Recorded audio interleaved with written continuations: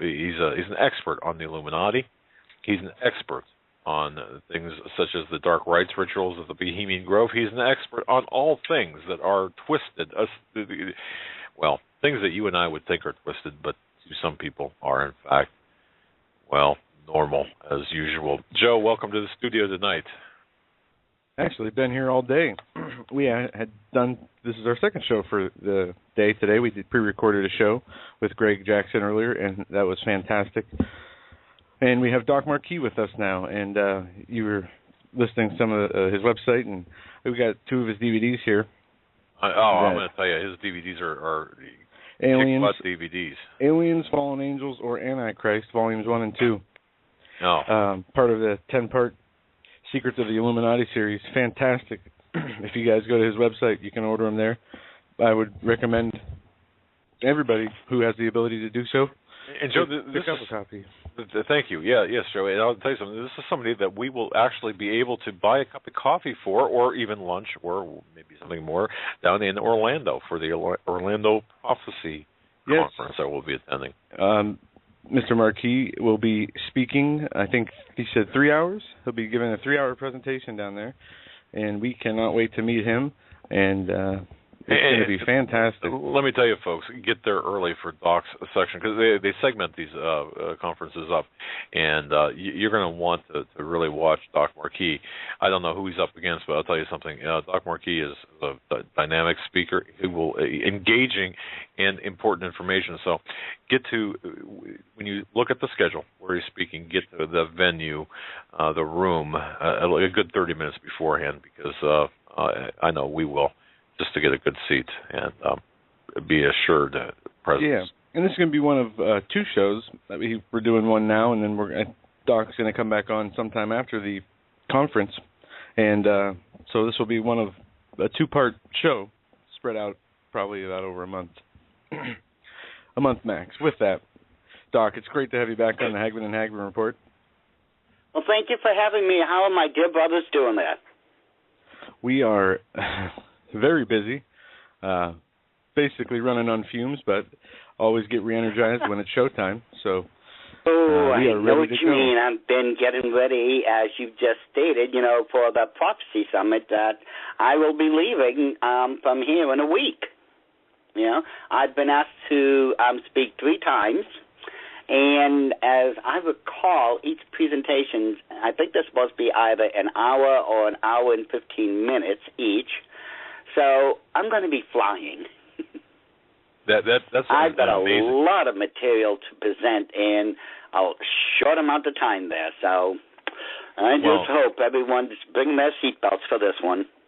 I got to tell you, man, folks, we kind of know a little bit what he's going to be talking about, so buckle up. I guarantee you it's going to be an amazing presentation. Yeah, every subject on his website, when you click on it, it is they're all very well put together, comprehensive, covering all aspects of each topic and issue that is covered. You leave no stone unturned, my friend. And tonight, I know one of the things that we talked about discussing were the 10 plagues of Egypt, which I'm really interested to get into, and as well as my dad, as we were talking about that earlier. And wait, go ahead. Yeah, go ahead. No, Go. The 10 plagues of Egypt, when the Israelites were in Egypt and the Lord hardened Pharaoh's hearts, and they had the locust and all these the dead children, and it's going to be a learning experience for me too, as I am not as familiar with the story as I'd like to be. I've learned more from a movie about the 10 plagues than actually reading the Bible. And when I was talking to Doc the other day, I told him, the first 5 books, aside from Genesis, are probably my least read books of the Bible. And those are the foundation of the Bible, and it's important we get to know these stories. And I'm just excited to hear your take and the information you're going to share with us tonight. So I'm going to turn it over to you, and you can go ahead and take it wherever you want to. And okay, well, you're excited. The reason I wanted to visit back during the 10 plagues of Egypt was because, you see, the timing is important. You see, today is what, the 19th, as I recall. In 2 more days, it's going to be another night of human sacrifice on the Illuminati calendar. It's known as Ostara. Ostara is when the spring goddess comes back in her reincarnated form. And this is important. Now, if we have enough time, I'll explain to you why this night is important, because it all ties into Easter. But right now, let's just go to vicariously, to Egypt. We know that when shortly after Moses was born, his mother set him adrift in a wicker reed basket to prevent him, from being murdered, because there was a decree that had gone out throughout the land. Well, what had happened, we find out that the wicker reed basket, or I should say little boat, that Moses was in was found by the sister of Pharaoh Ramses I. Now, Pharaoh Ramses I was the Pharaoh at the time when Moses was just a babe in swaddling clothes. And because he was brought up as the sister, as the son of the sister of Pharaoh, that would make him a prince of Egypt. And because of that, well, Moses would have received the best education that money could have bought back in those days. He would have been schooled in art, architecture, literature, mathematics, science, and, of course, the occult. Most people don't think about that, but we have to remember, Egypt was a polytheistic society. In other words, they worshipped many gods. And every day, it was the responsibility of Pharaoh to go into, the temples and call upon the blessing of the gods.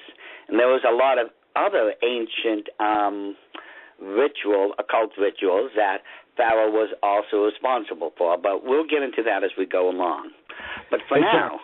If I can, I want to ask you a question and find out if this is a old fable or if this is something that's actually studied as historical fact, that the ancient Atlantean kings or ancient Grecian kings went to seek the counsel of the Egyptian gods, of the gods of their underworld, through the rituals of conjuring and their what they call magic.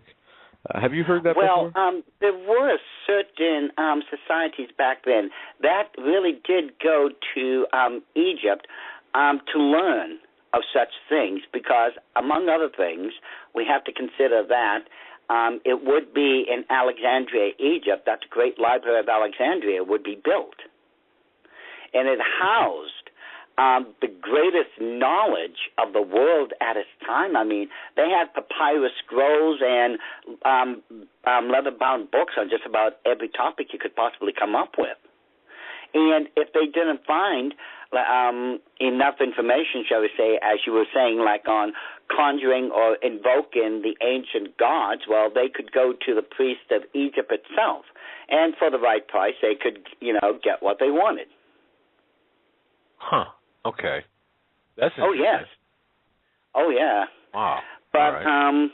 Oh, yeah. Oh, please. Just like nowadays, corrupt people will do anything for the right price. I guess we don't have really a lock on corruption. It's been throughout history. Okay. Go ahead, Doc. Okay. Well, anyway, so Moses is brought up as a prince of Egypt for the first 40 years of his life. Now, Moses' life can be divided into 3 sections because he lived 120 years, and every 40 years something new was going on. For the first 40 years, as I was saying, he was brought up as a prince of Egypt. For the next 40 years, he will be brought up as a humble shepherd, because Moses, when he saw one of his Jewish brethren being unfairly treated and beaten, I believe it was by a taskmaster, literally killed that Egyptian. And whether Moses was a prince or not, the law was whoever killed an Egyptian would be killed himself. So Moses fled the land, of Egypt and ended up in Midian. And this is where he came across Jephthah. And I believe Jephthah, correct me if I'm wrong, but I believe he had 7 daughters. And, to make a long story short, one of them was Zipporah. Zipporah meets Moses. Moses meets Zipporah. She likes him. He likes her. It's a Jewish wedding,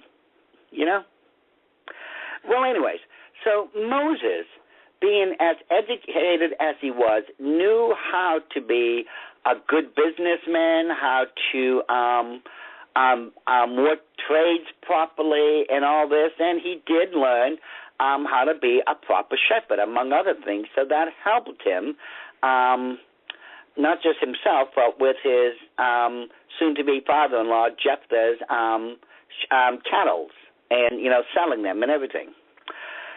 Well, as it goes on, Moses, has been out in the wilderness now for 40 years. He's about 80 years old, and he decides he's going to climb up the Mount of Sinai because it seemed one of his sheep had gone astray, and he was trying to locate it. Well, this is where it gets interesting. He climbs up the mountain, and he comes across a bush. Nothing exciting except the bush is burning. Still nothing exciting except it's not being consumed, and the bush just identified itself as God. And the bush tells him, take off your sandals. This is holy ground. Let me tell you right now, I would have hit the dust like that. Yeah, me too. And by the way, folks, I think this is in this account is described in the book of Exodus. Yes, it's Exodus. Oh, yes. Okay, good. We're somewhere around the 10th chapter. Yeah. All right. Okay. So anyways, God tells Moses, okay, I've got a plan for you. You're going to go down to Egypt. You're going to tell Pharaoh. Now, this is Pharaoh Ramses II now. Okay? Moses' grandfather, if you would, his adopted grandfather, had passed away, and Moses, who would have more than likely become the next pharaoh, the next king of Egypt, was replaced by Pharaoh Ramses I's son, who became known as Ramses II.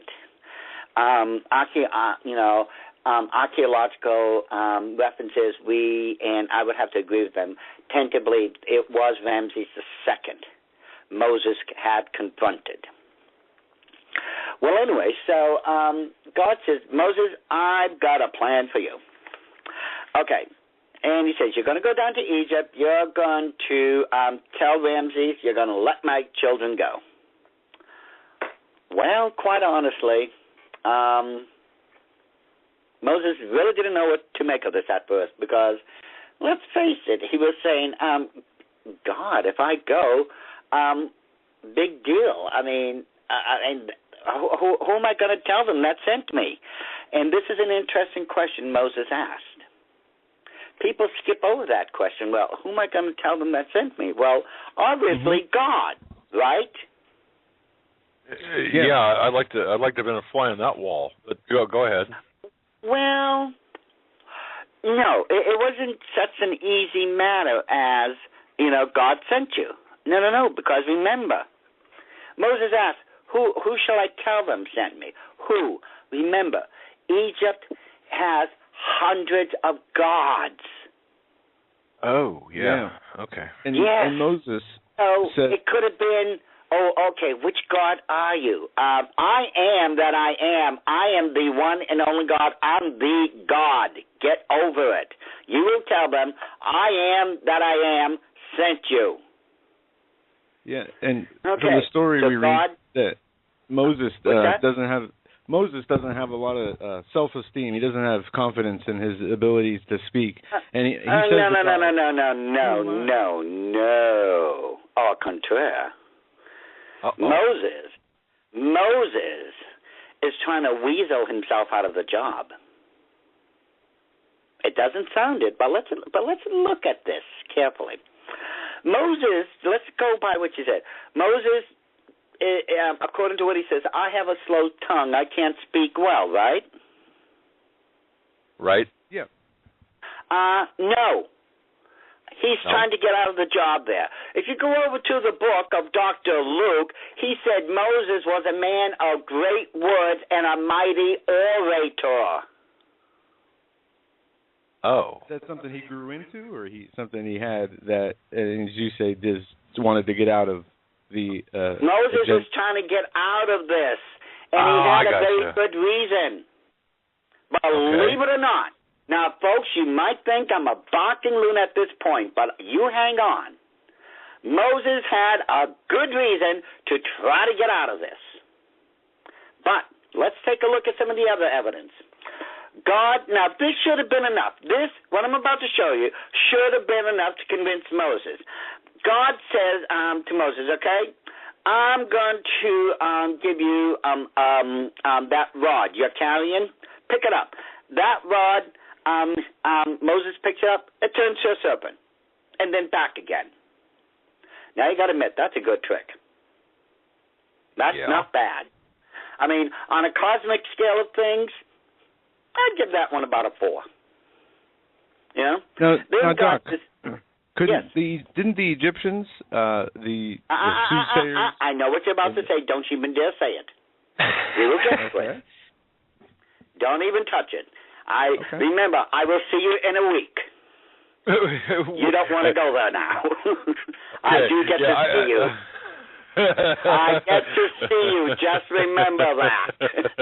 I will finally see the two faces behind the voices. I'm going to be wearing the glasses with the mustache when I see you. Okay, go ahead, Doc. This is good. This is good. Okay.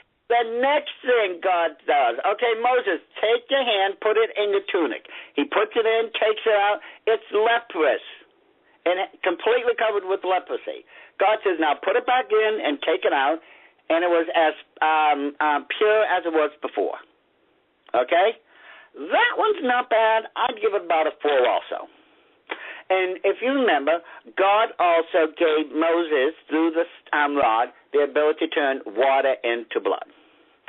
Now, seeing those big miracles should have been enough for anyone to say, oh, my goodness, God's going with me. Woo, I cannot wait to do this. And yet, it was after that, after seeing what miraculous powers could be done, Moses is trying to weasel out of it by saying, I have a bad tongue and I can't speak well. No. Dr. Luke contradicts Moses when he says Moses was a man of mighty words and a great orator. So the question is, who's telling the truth and who's lying here? This is what we're going to examine, and this is going to be good, folks. Interesting perspective. Okay. So, Moses afterwards is still trying to not do this.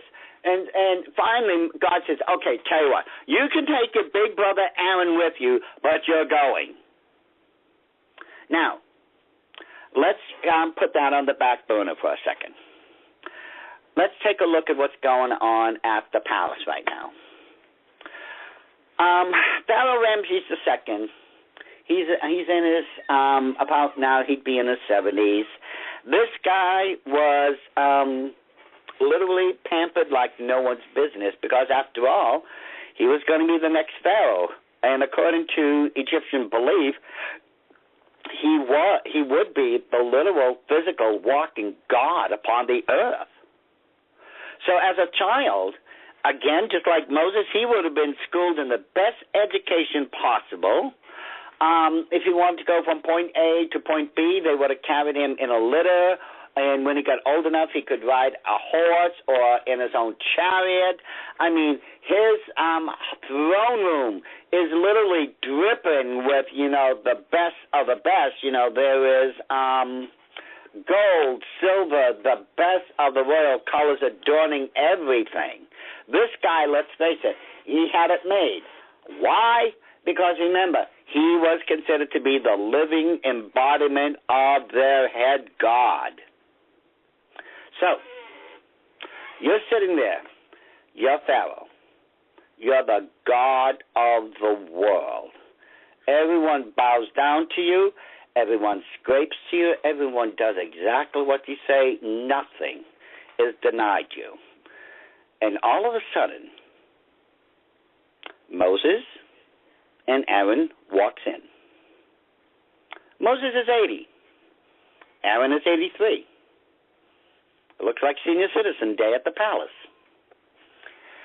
Moses and Aaron both smell of sheep, desperately needing new tailors, and they walk up to you, the God of Egypt, and they tell you, we're going to take the entire workforce of Egypt and get out of here.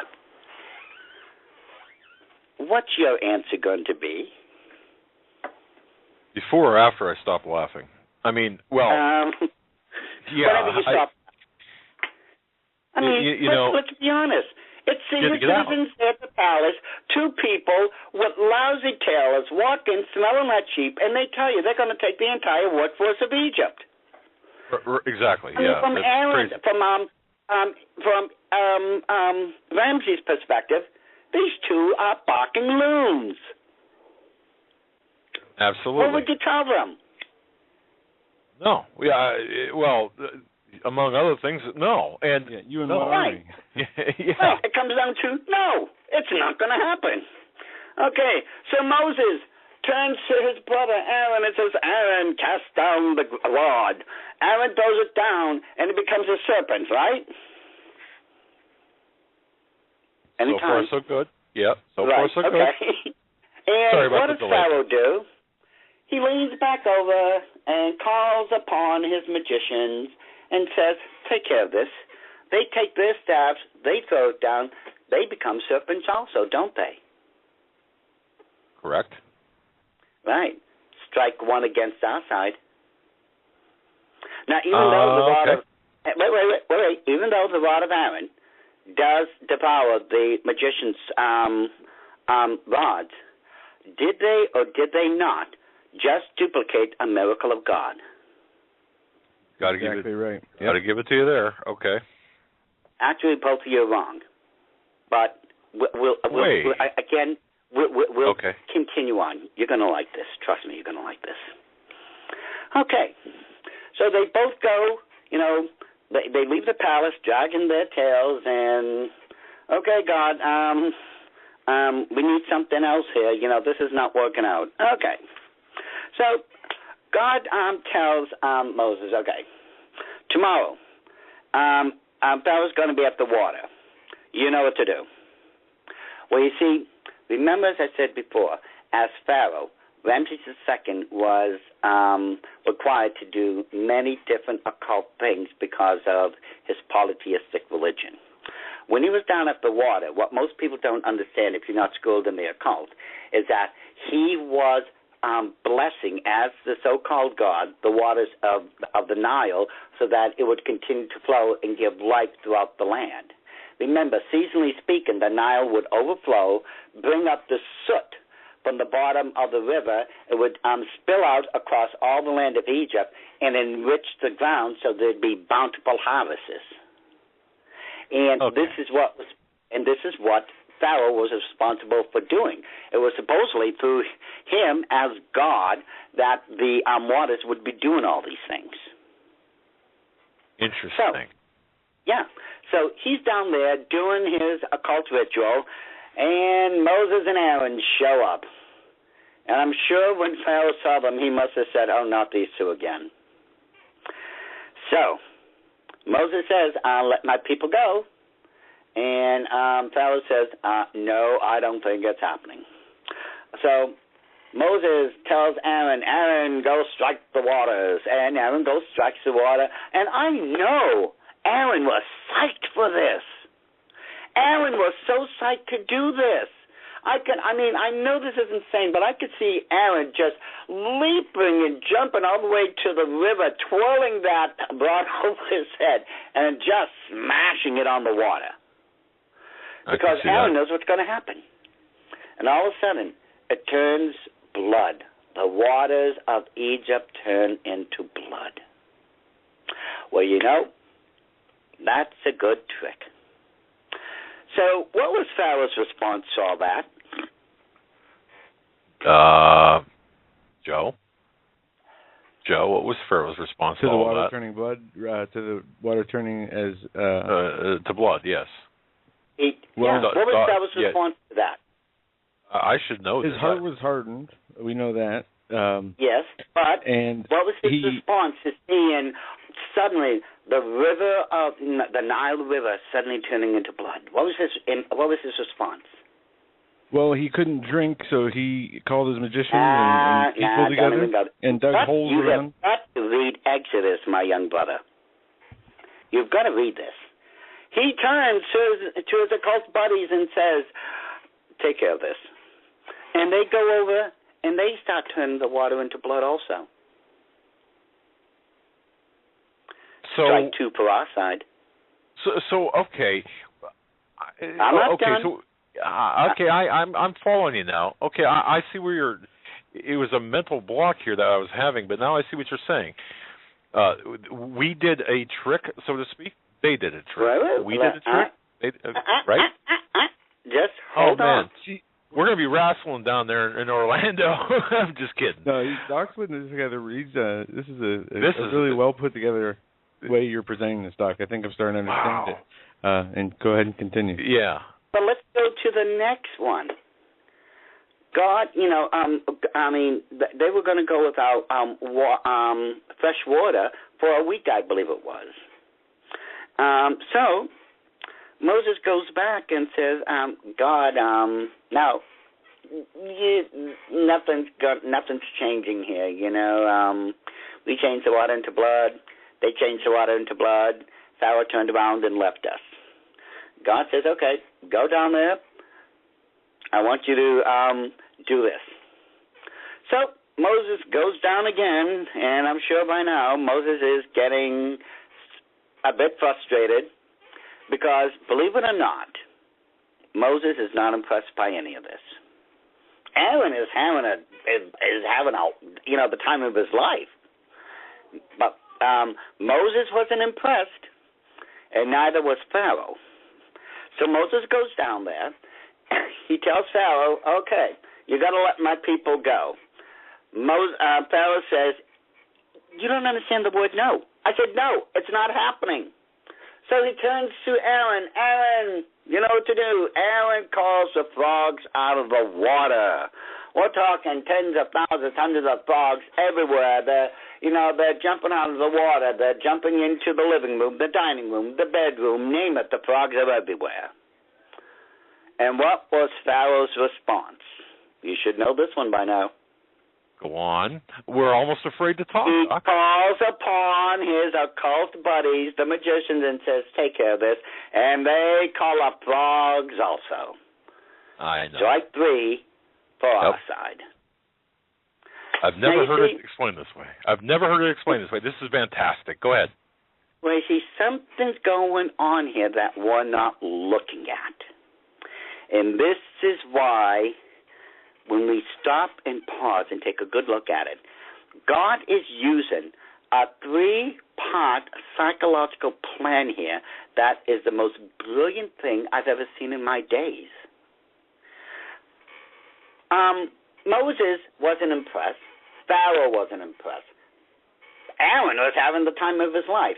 And yet, while all this is going on, the magicians, they duplicate the serpent, the blood, the frogs. Now, as I said before, doesn't it look like like those magicians just duplicated the first 3 miracles of God? 100%. You would think. Well, you see, that's just it. That's wrong. We think that's the truth. It wasn't like that. It's the other way around. The magicians weren't duplicating God. God was duplicating the magicians. Think about this for a second, and I'll get further into it. How can a mere mortal person hope to even come close to duplicating an infinite God, let alone his powers? No. God was duplicating them for a reason. The reason was, first of all, he wanted to prove to every single person there, I am God. I can do anything these so-called bozos think that they can do. Second of all, in the next 6 plagues, God outdid every single thing they did, proving I can outdo you people in every single step you take. Even the magicians were saying, surely this is the hand of God. And in the last one, where he took the firstborn of all the Egyptian sons, prove that I am the God over life, I am the God over death, I am God, not that person who sits on the throne. This is what God was doing. Now, Doc, if I may, Wait. Okay. Now the question, since Moses wasn't impressed, and we know Pharaoh wasn't impressed, he couldn't be. God had already hardened his heart, as Job pointed out. So if it wasn't Moses who wasn't supposed to be impressed, and if it wasn't Pharaoh, who was supposed to be impressed? I give up. How about 2.5 million Jewish people who've been kept captive in a polytheistic society for 430 years? Those Jewish people had all but forsaken God because they've been living in this society where there was hundreds of gods and that they did all these acts. Moses was not impressed. Remember, Moses was raised in this occult society. He had seen all these tricks before. He knew the magicians could do the serpents, the blood, the frogs. He's seen it done before. That's why he wasn't impressed. However, it was the other 2.5 million people God was trying to get their attention. I am the God. And remember, proof of this, further proof of his divinity, was when he separated all those millions of Jewish people into the land of, help me here, Egypt. Northernmost part of the capital of Egypt is the land of, not Canaan. I was going to say Canaanites, but I guess that's wrong. Okay. No, it's not the Canaans. This is what I hate when my age is getting a little bit ahead of me now. Mine anyway, too. Okay, go ahead. In the land of, I'll think of it. But anyway, it was, God had so separated them that in his own word he said, I have caused a division between them in Egypt. I have separated them. And tomorrow I'm going to prove it. And that's when he really started letting loose on the 10 plagues. And it was so thorough, his division, that not even one of the cattle had been touched by any of these events. It even goes on to say that the cattle were separated and not even flea could get to them. They were that well protected under God. Wow. So you see, the magicians did not duplicate God. God duplicated them. Instead of saying duplicated, would you say mocked? Would mocked be a better phrase? Or no, not mocked, because these guys, everyone said, hey, these guys have power, and they proved it. You know, they could do all these so-called miracles, but the truth of the matter is, and this is one of the greatest secrets in the Illuminati. Very few people in the Illuminati, unless you're the top 1% of the 1%. There is no such thing as occult powers. There never has been, never will be. And I'm going to illustrate this. Joe, can you see something in front of you right now that's very easy enough for you to reach over and pick up?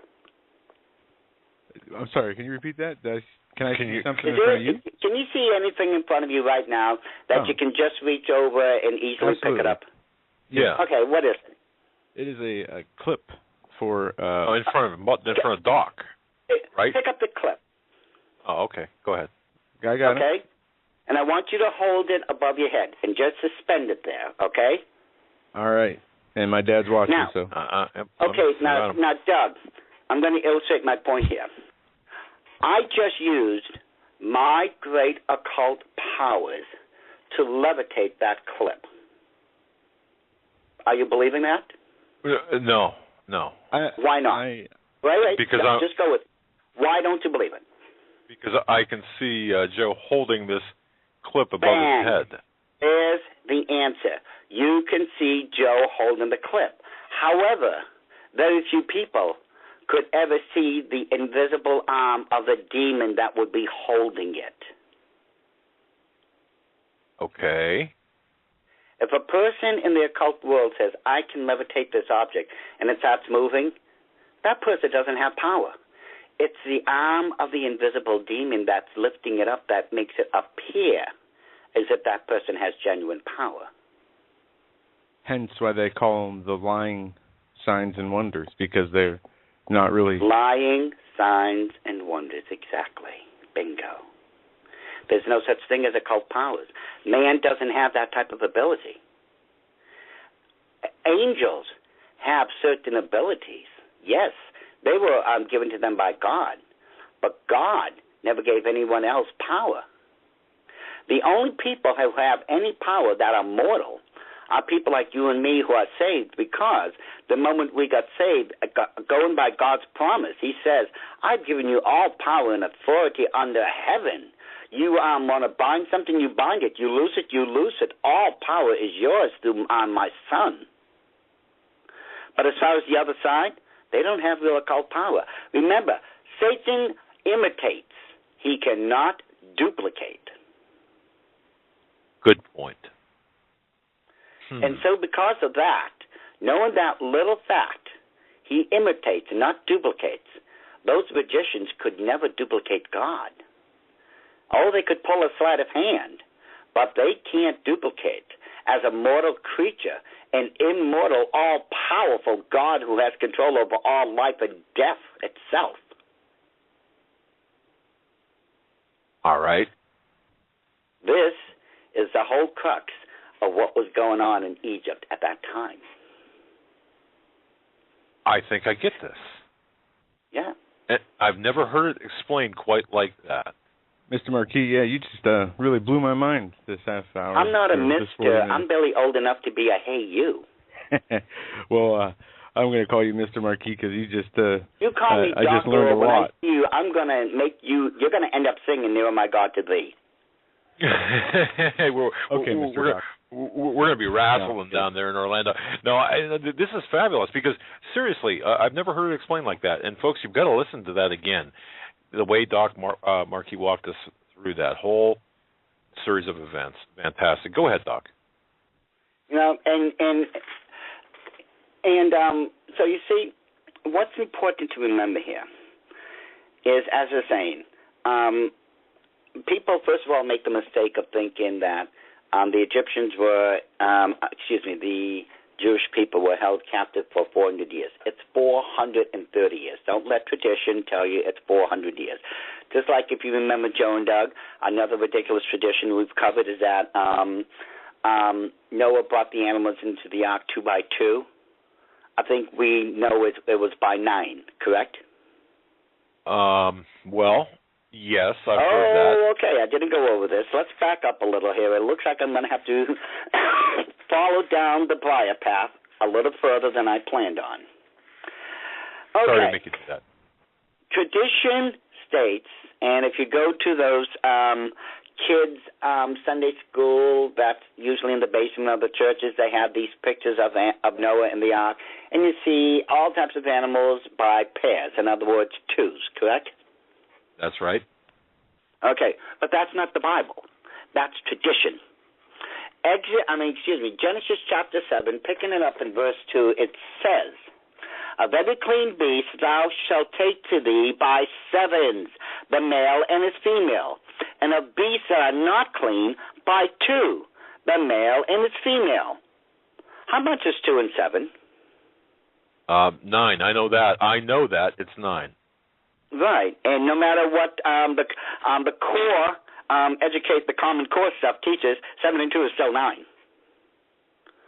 See, tradition taught it was 2 by 2. Bible says it's by 9. Now, let me just elaborate one last point here. The difference between the clean animals on the 7s versus the unclean, which were 2, is that by Jewish law and tradition, and we'll get into the law in a second, by Jewish law and tradition, any living creature that spills blood was considered impure for a week. And this is why after Mary even gave birth to Jesus, she spilled blood, and for 7 weeks she was not allowed to go to the temple or anywhere. She was considered unclean. This is why on the 8th day she went to the temple, offered up a sacrifice for her sin offering, because she had spilled blood. And it was on the 8th day, the same time, Christ was circumcised. This is what it's talking about when we're talking about clean and unclean. So you had 7 animals that had never mated, and you had a set of animals that did mate. 7 and 2 is still 9. This is what it's talking about. However, most people nowadays, and if nothing is going to damn us quicker, it's tradition. Colossians 2, verses 8 tells us, beware lest any man spoil you through philosophy and vain deceit, after the tradition of men, after the rudiments of the world, and not after Christ. After the tradition of men. That's what's destroying us. Instead of being taught the Bible, we're being taught traditions.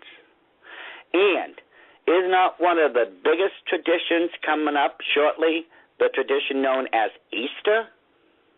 Oh, yes. Oh, yes. And this is why I said I want you to pay attention to March 21st. You see, March 21st is a night of Ostara. Now, how is it and why is it if Christ died on April 3rd, 30 A.D., as some proclaim, why is that not a fixed date? Why is it every single year Easter Sunday is different? Tradition, I mean, Christ had to have died on a specific date. It's the cycle of the moon. If that's true, why are we saying, well, he died on April 6th? No. Next year it's April 19th. No. After that it's March 30th. What's going on here? The moon cycles. Close. But let's go a little further here. I'm going to tell you how they determine the date of Easter every single year. I don't know if you've got a calendar in front of you or not, but anyone listening to the listening audience, if you've got a calendar that has, the cycles of the moon marked on it, grab it. Because on March 21st, as I said, this is when the spring goddess is coming back. It's on the night of Ostara. And she's coming back as Easter. Now, trust me, from the Babylonian Talmud, the transliteration still into the Egyptian language where all this ended up, it is still properly rendered as Easter. Not Ishtar, it's still properly pronounced Easter. Okay. All these people think it was Ishtar. They don't know the ancient Talmud sin. It's properly Easter. So, March 21st comes around. The spring goddess, the goddess of Easter, the goddess of the occult world, is coming back as the spring goddess. So, after March 21st, the next thing you need to do, find out when the first full moon is going to appear next. Now, you go to this year's calendar, I think it's somewhere around the 3rd week. Now, I'm looking at one. I'm looking at one right now. Yes. Okay, go ahead. What date is that full moon on? Looks like, what would it be here? The 17th, I believe. When I'm looking at a lunar calendar, but go ahead.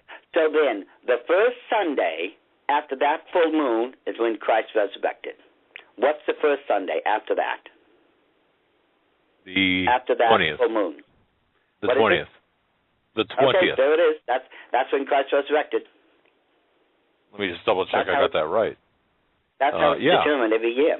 You go to the night of Ostara, March 21st, find the first full moon. In this case, it was April 17th. The first Sunday after that, according to this example, is the 20th. So that's when Christ was resurrected. They have to use astrology, an ancient occult practice, to determine when Christ resurrected from the grave. Okay. Wow. Yeah. All this is occultic. If I have time, unless you want me to do it now, we could get into Easter. You know, Doc, I'd like that, if you don't mind, because I'm looking at the origins of Easter, and If I can, I gotta. This is something. I'm going to read a couple sentences out of this the Columbia Viking Desk Encyclopedia. It says Easter, the anniversary of the resurrection of Jesus, falls between March 22nd and April 25th, inclusive. Following Lent, Holy Week, Roman Catholics must perform Easter duty. They must receive communion at some time between Ash Wednesday and Trinity Sunday, but Eastern churches have long had a different date for Easter since they do not use the Gregorian calendar. Mm-hmm. Yep.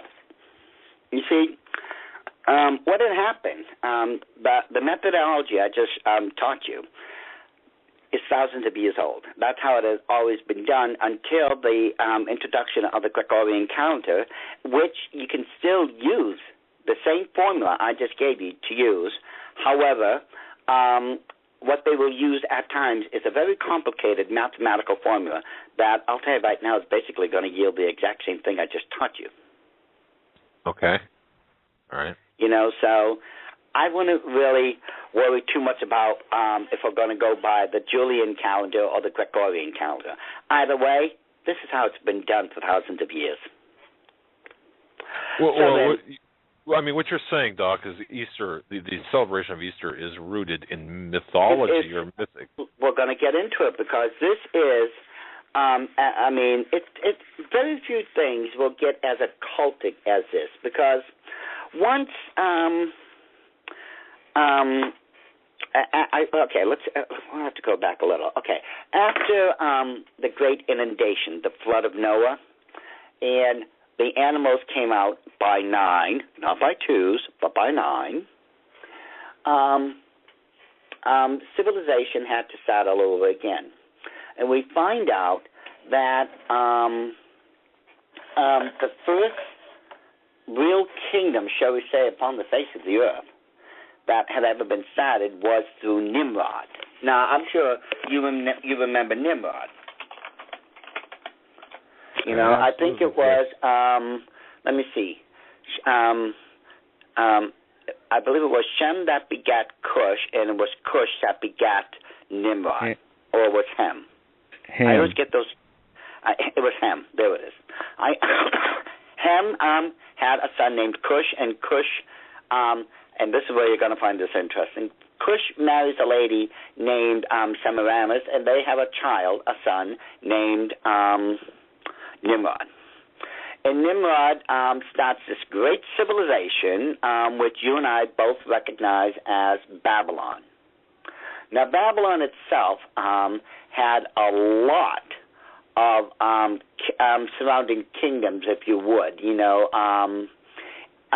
Babylon had, let me think for a second, around the kingdoms of ancient Babylon.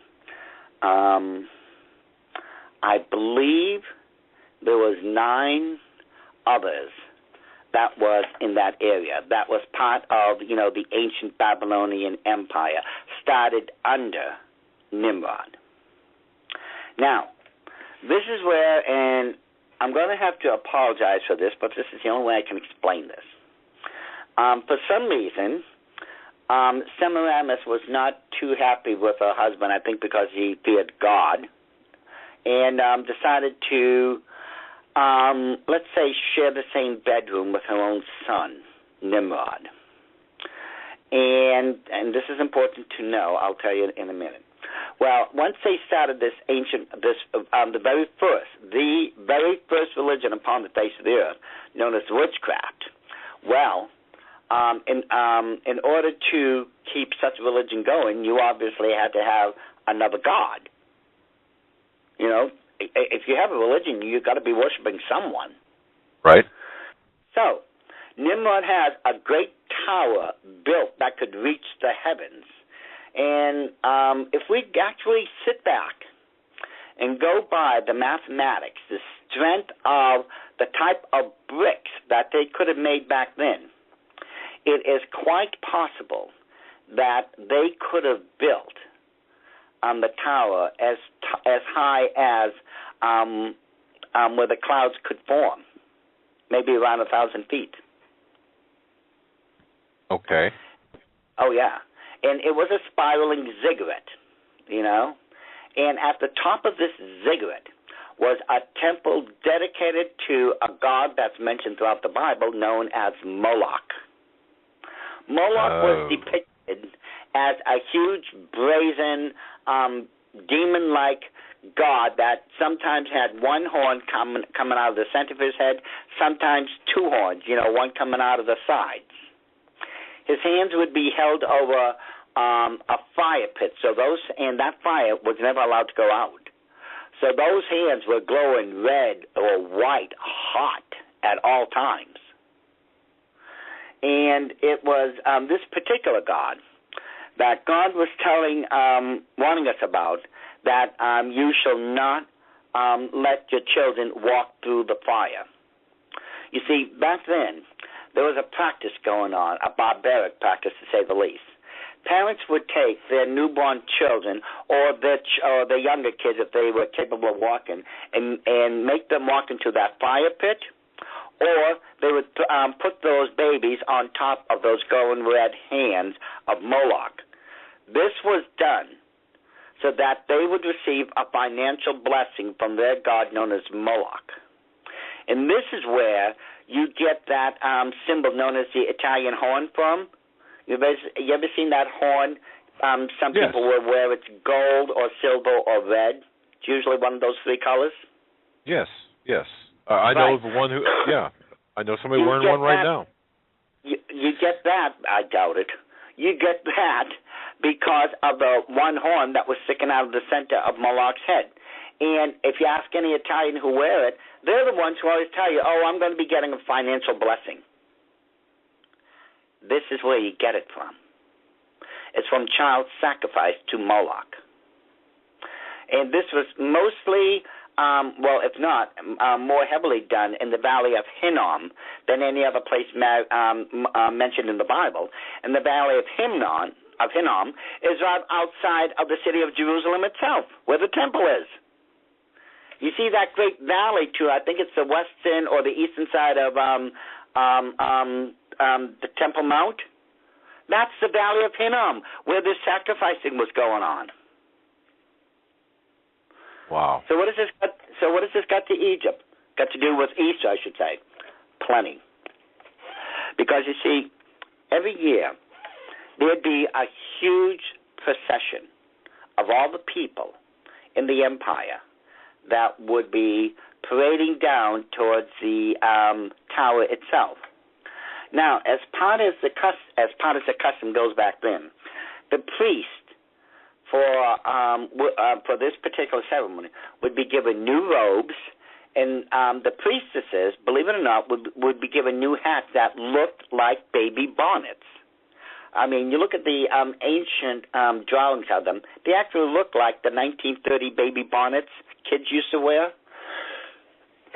Well, anyways, they would all be marching down in procession during the springtime. And they would be bringing offerings, not human sacrifice offerings. This was a different type of sacrifice. They would be bringing offerings such as candies, breads and sweetbreads and pastries and flowers and things like that. And they would climb all the way up to the tower and lay these down as offerings unto Moloch. Now, this went on for quite a while until Nimrod's uncle Shem found out about what was going on with this new religion. He literally gathered a number of his own tribal soldiers. They marched into the throne room, he literally took his own nephew by the scruff of his neck, dragged him out the city, and cut him into 10 pieces, according to what the stories go. And he sent a piece to every single one of the 10 kingdoms within the Babylonian Empire as a warning to the next person who would dare mock God in this fashion. Okay. Well, Semiramis, being the smart cookie she was, pushed the entire occult religion underground. Now, while underground, she told her priests and priestesses that she was having, this is a direct quote now from the Talmud, the Babylonian one, that she was having an immaculate conception. Does that sound familiar at all? Yeah, it does. Yeah. This is where...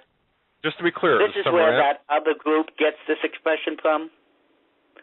You see, remember, she was sharing the same bedroom with her own son. She had already been pregnant once the religion was forced to go underground. And according to what she told the priest, she said this was going to be Nimrod come back in another form. And it's from that you get what's known as the practice of reincarnation.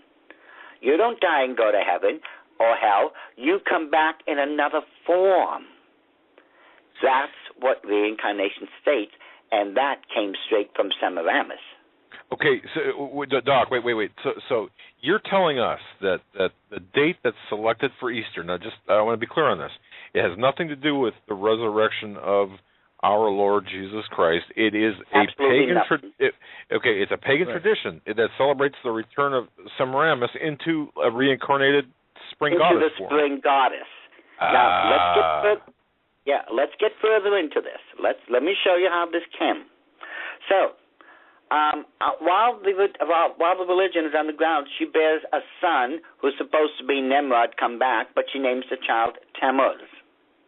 And just to show you how steeped my Jewish friends were back then, they named one of their 13 months after Tammuz, remember? Correct. Yeah. You see, they were, before they were set free, the Jewish people were really into the occult big time. Let's not forget, they were held in a occult polytheistic society for 430 years. Want to guess what tricks they picked up along the way? Okay, yeah. Exactly. Well, what do you think? What do you think at the mountain of Sinai when Moses was getting the 10 Commandments? They were busy down there building a golden calf. That golden calf is the oldest symbol, animal symbol, I should say, in existence for Nimrod. They were going back. They were backsliding back into the occult world. This is what God was upset about. It wasn't that they built a golden calf, big deal, but it was because of what it symbolized. One of the two co-founders of the first religion upon the face of the earth, which is known as witchcraft. This is what God was ticked about. Now this makes a lot of sense. That was Nimrod. Look at the ancient... what's it called? The entryway to ancient Babylon, the Babylonian Gate, or what's also known as the Gate of Ishtar or Easter. It has the sacred golden balls of Nimrod on it.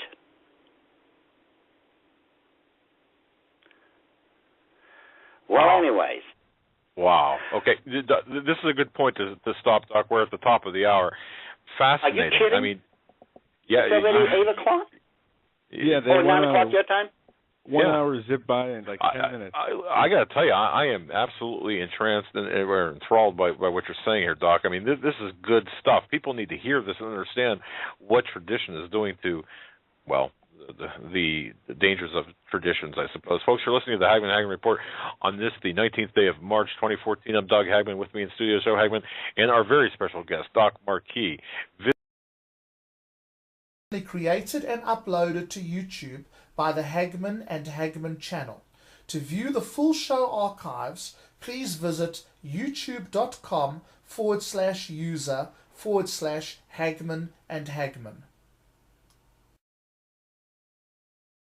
Welcome back, ladies and gentlemen, to hour number 2 of this Wednesday, March 19th edition of the Hagman and Hagman Report with our very special guest, Mr. Doc Marquis. His website, It's a God Thing Productions 777.com, and we had a absolutely fabulous and great first hour. Doc showed us some very interesting things as far as Scripture is concerned, and the traditions of men, and the as opposed to the word of the Lord that we are warned about in just about every book of the Bible. And it's the details, the small details. But just when you think you know something, Doc, I just wrote this in the chat room. Somebody like you comes along and makes you feel like a mental midget, and it brings that humility right back into you. And I got to thank you. I love when I'm shown up and I think I know something, and whole new understanding comes on when that happens, and I appreciate it. Well, sad to say that my knowledge comes because of my past. That's nothing to brag about. You know, I was just as bad, just as corrupt as any of those ancient occultists were, if not worse. Yeah, and though if that never happened, you might not be in the position to teach people like us and many others the truth. And that's a gift and a blessing, and we're glad to have you here on this show because we do need to learn, apparently. Well, anyway, so Semiramis has a son named Tammuz. Well, Tammuz was just like his father. You see, we find out in Genesis that it says Nimrod was a mighty hunter before the Lord. That's an exact quote. Now, the word you need to look at there is before. Now, remember, the KJV 1611 translation of the Holy Scripture is written in the King's English, or the Middle English back then. The word before in the Middle English is actually the word for against. So Nimrod was not a mighty hunter before the Lord or for the Lord. He was a mighty hunter against God.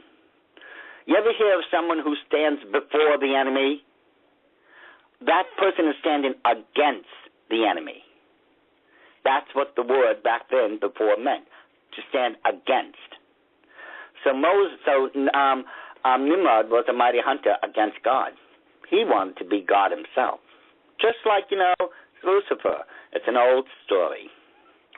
Well, anyways, so like his father, Tammuz started growing up to be a mighty hunter himself. However, when he was 40 years old, he was killed by a wild boar while he was out on the hunt. Time goes on, and Semiramis eventually, like all life upon the face of the earth, dies.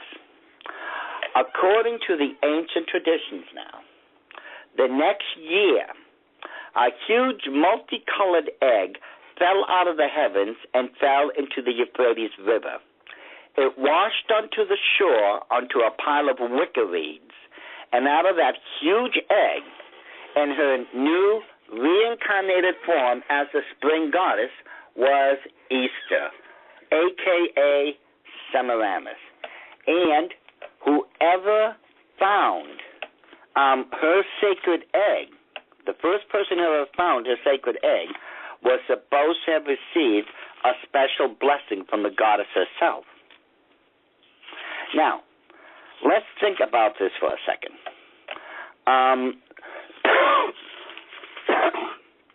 Excuse me. We know that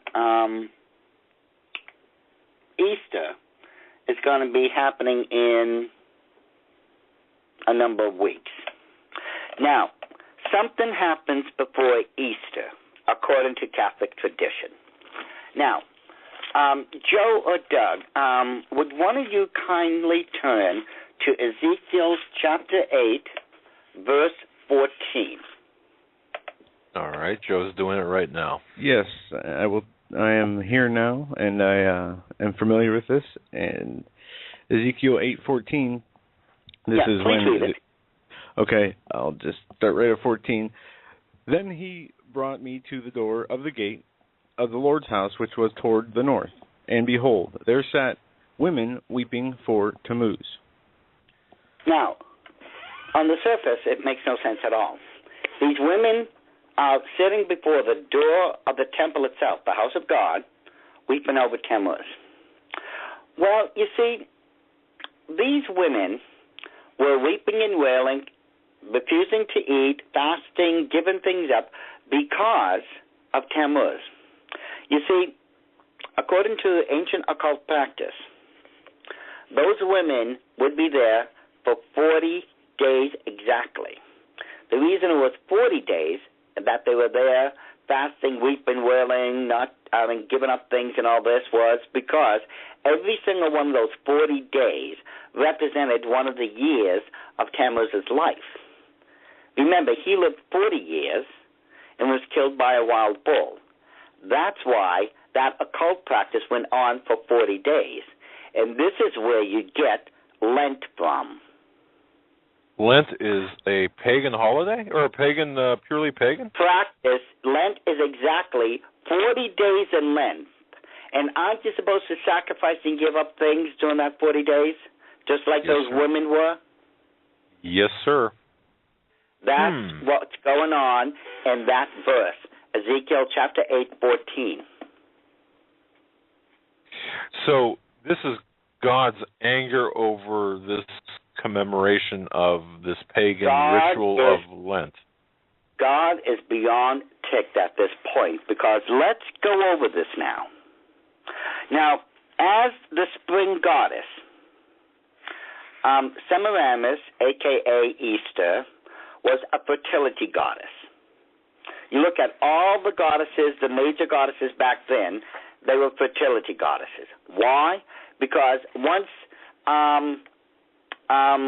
the occult religion left Babylon after the languages were confused and everyone had to leave, they didn't forget their occult religion. They took it with them. When they established the Egyptian Empire, the Medo-Persian Empire, the Greco Empire, the Roman Empire, they didn't forget their occult religion. They brought it with them. The only thing that changed was a name according to the cultural linguistics at the time. The practice was still the same. Nothing changed but the name. It just as, let me think off the top of the head. Let's think. If it, once it left Babylon, okay, she would have been called Easter, then eventually in Asia, Sybil, then Xingmu in China. To the Druids, she would have been known as the Virga Paratura. In Egypt, she was Isis. The Ephesians called her Diana. The Germans called her Herpa. Rome, she was known as Venus, if you remember. And according to the Catholic religion, she's known as Mary. Nothing changed in the occult world but the name. That's it. That's why these occult practices go on to this very day. So, by the time, and tell me if I'm wrong here, and mind you, back then, that sacred egg, and it's still sacred in many countries to this very day because back then, they always had a huge egg because it became part of an occult ritual known as the Mysteries of Bacchus. Then in Rome, they carried a huge egg down the center of the Roman capital itself. That was known as the Procession of Ceres. To this very day, China still uses a bronze-colored egg in their sacred festivals. And the Druids used the egg as one of their most holy of all symbols.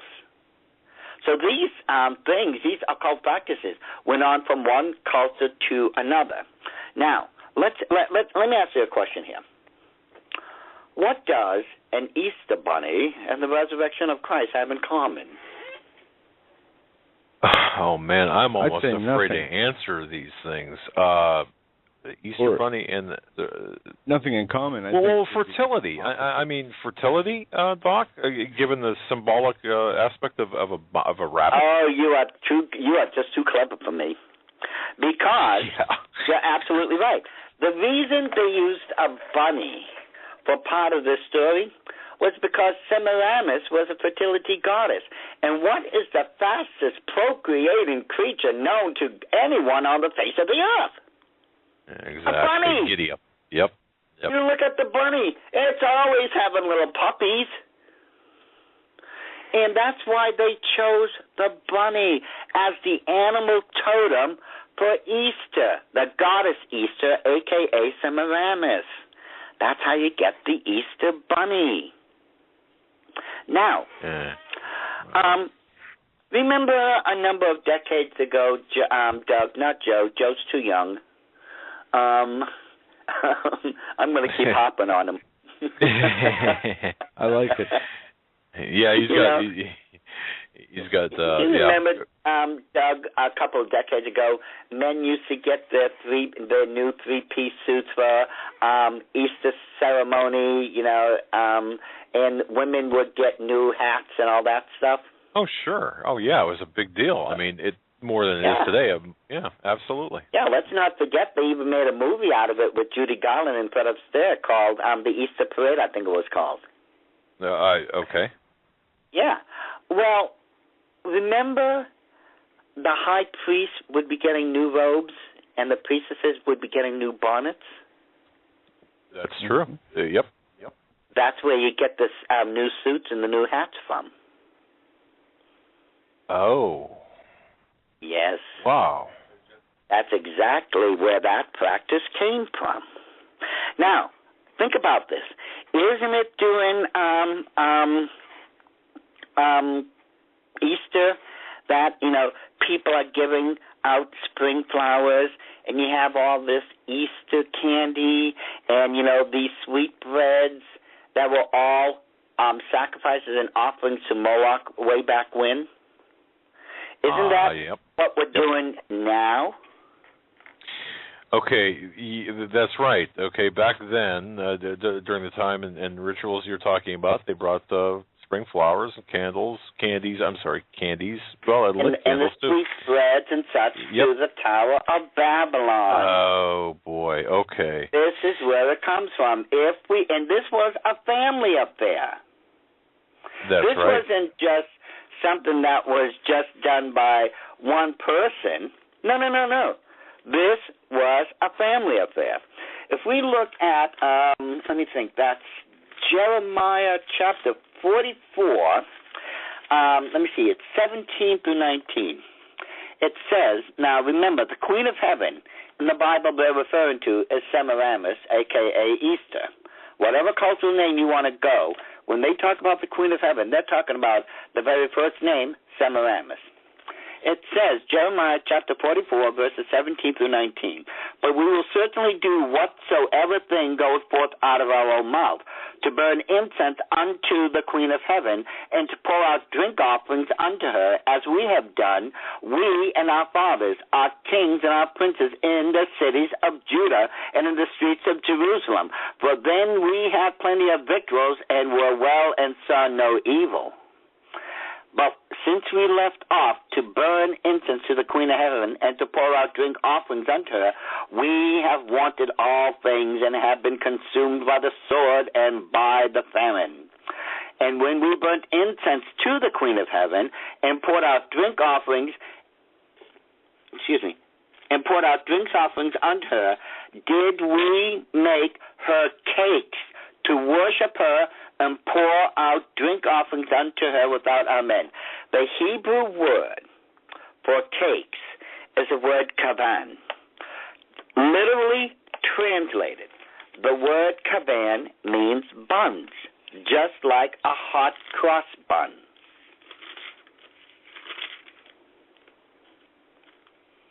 You see what I'm saying? For example, okay, hot. Now this is all making sense because you can go back in time and go on. I'm not going to interrupt you. This was a family affair. Jeremiah chapter 7 and Jeremiah chapter 7, verses 17 through 20. It says, "Seest thou not what they do in the cities of Judah and in the streets of Jerusalem? The children gather wood, and the fathers kindle the fire, and the women knead their dough to make cakes to the Queen of Heaven, and to pour out drink offerings unto other gods, that they may provoke me to anger. Do they provoke me to anger, saith the Lord? Do they not provoke themselves to the confusion of their own faces? Therefore, thus saith the Lord God, behold, mine anger and my fury shall be poured out upon this place, upon man and upon beast, and upon the tree of the field, and upon the fruit of the ground, and it shall burn and shall not be quenched. Let me tell you, God is ticked at this stuff. Okay, I'm still kind of processing the hot cross buns, because if what you're saying here, there's got to be some level of foreknowledge. I mean, all of this what we're talking about predates the crucifixion and resurrection. We're talking.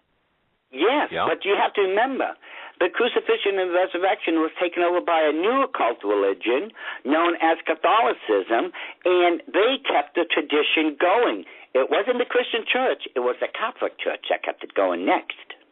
Okay, all right, I get you.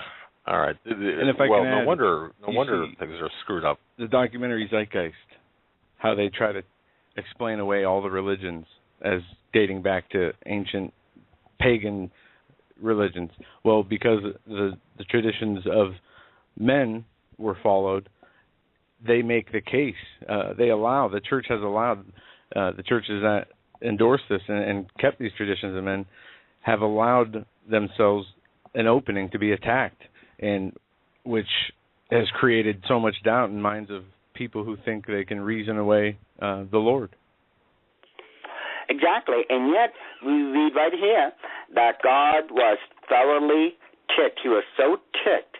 He said, my fury shall be poured out upon this place, upon man, and upon beast, and upon the trees of the field, and upon the fruit of the ground. That covers just about everything.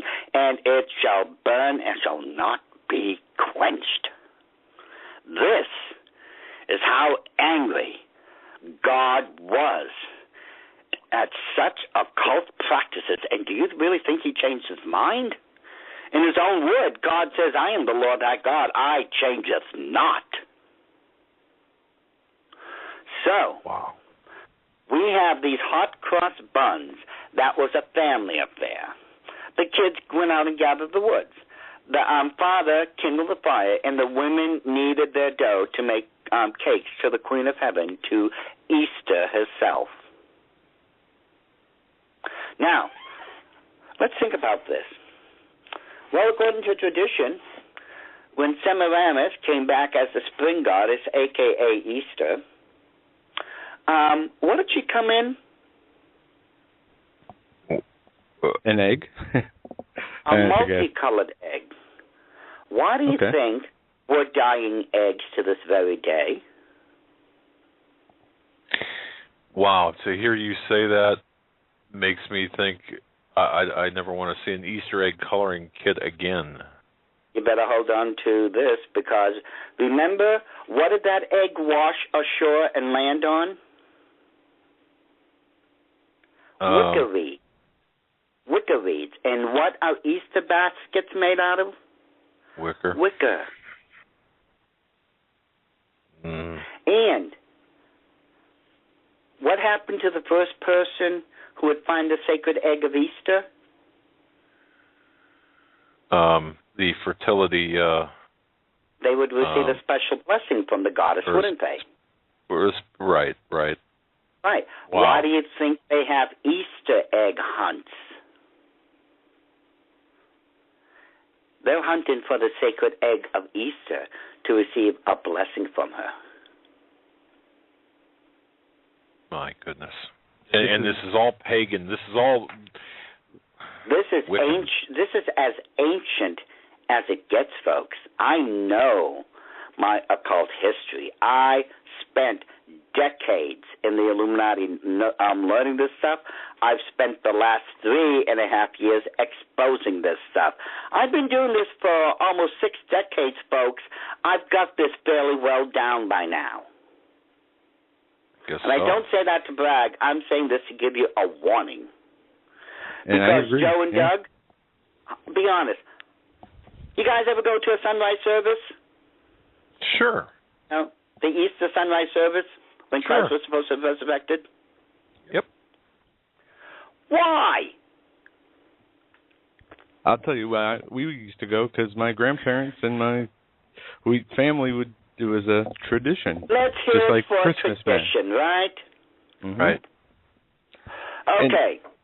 But wait, I'm not done yet, not even by a long shot. Why was it sunrise?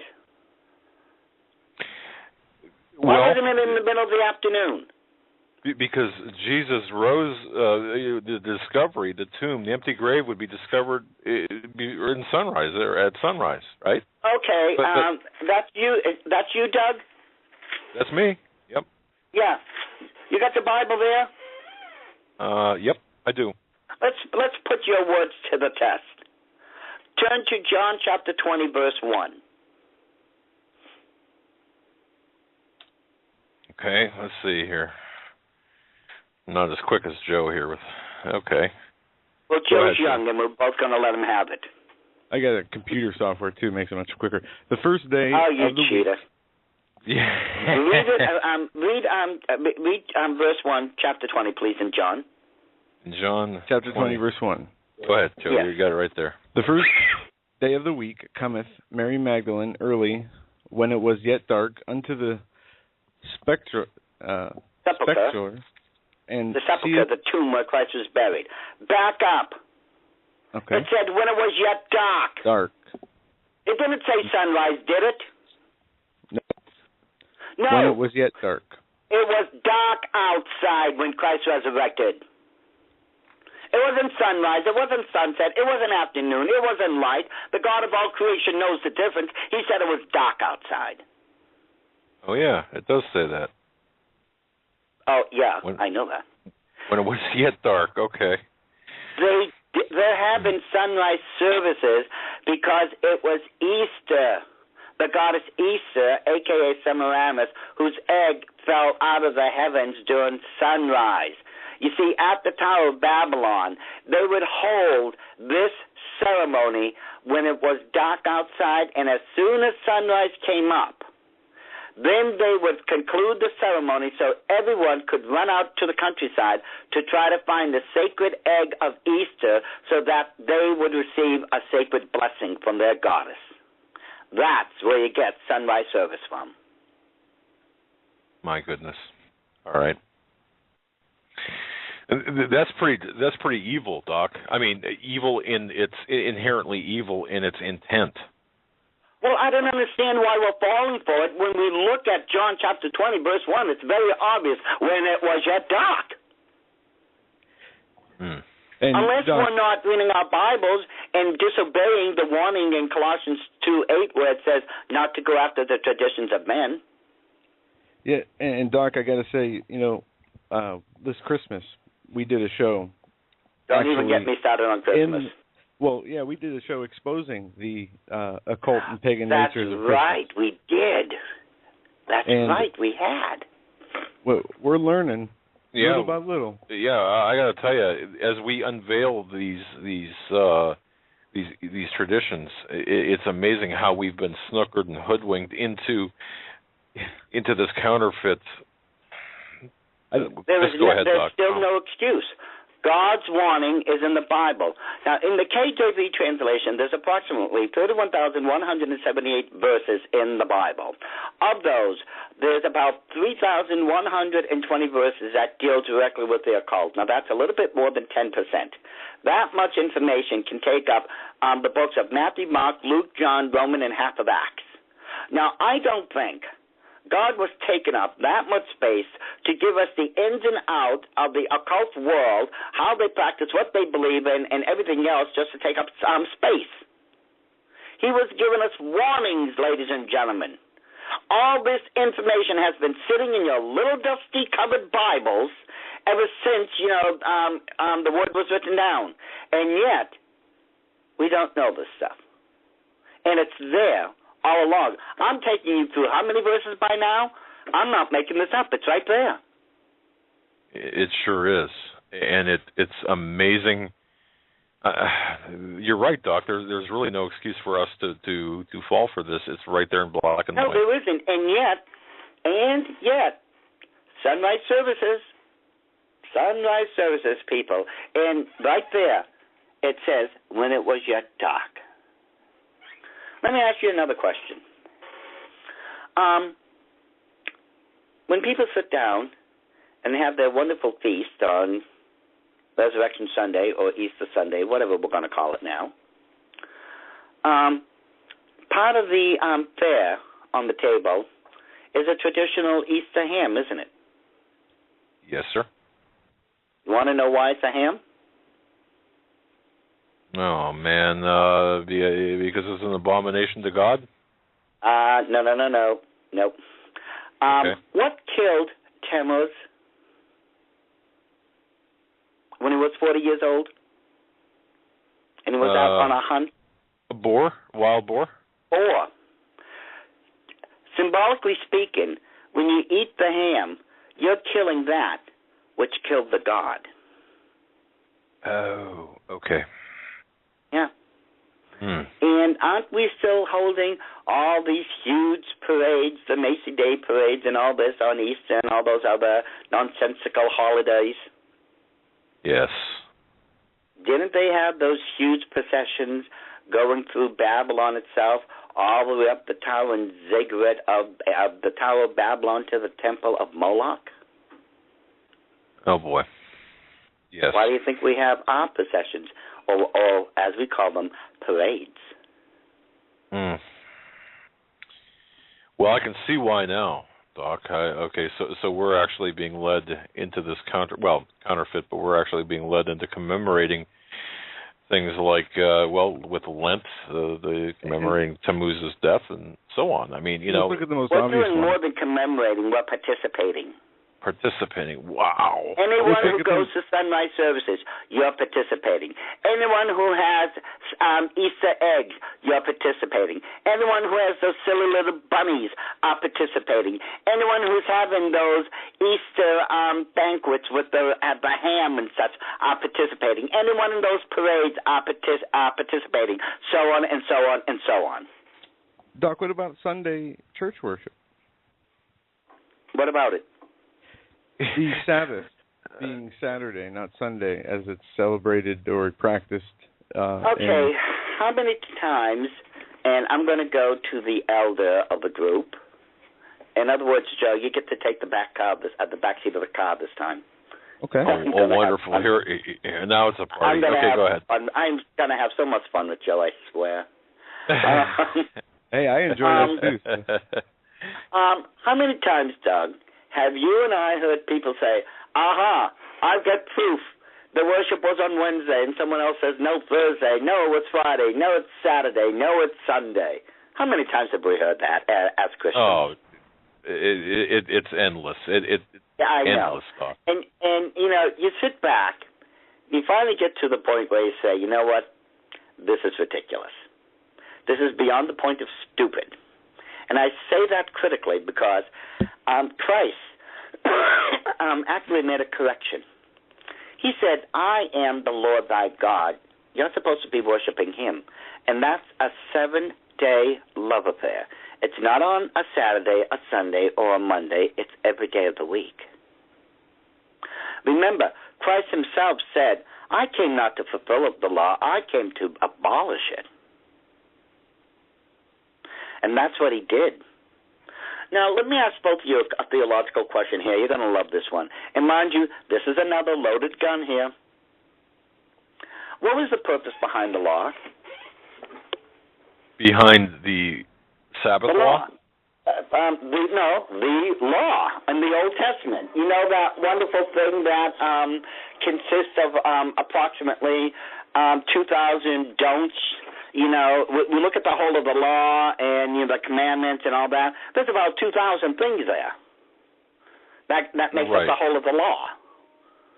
Right. What was the purpose behind it?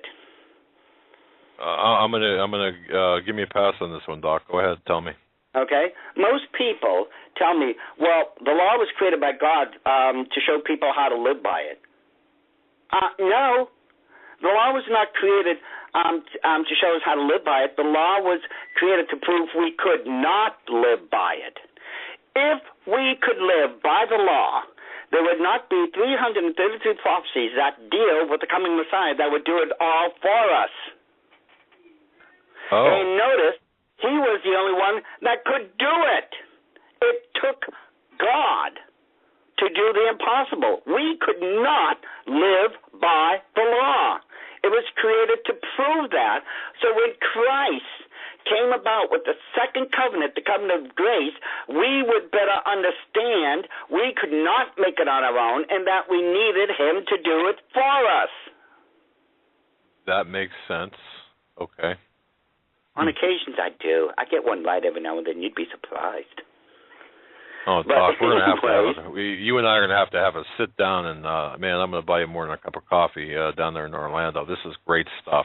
Go ahead. Oh, I'm English. It better be fish and chips. Okay, we can do that. Wow. Oh, and by the way, we will have coffee. Oh, yeah.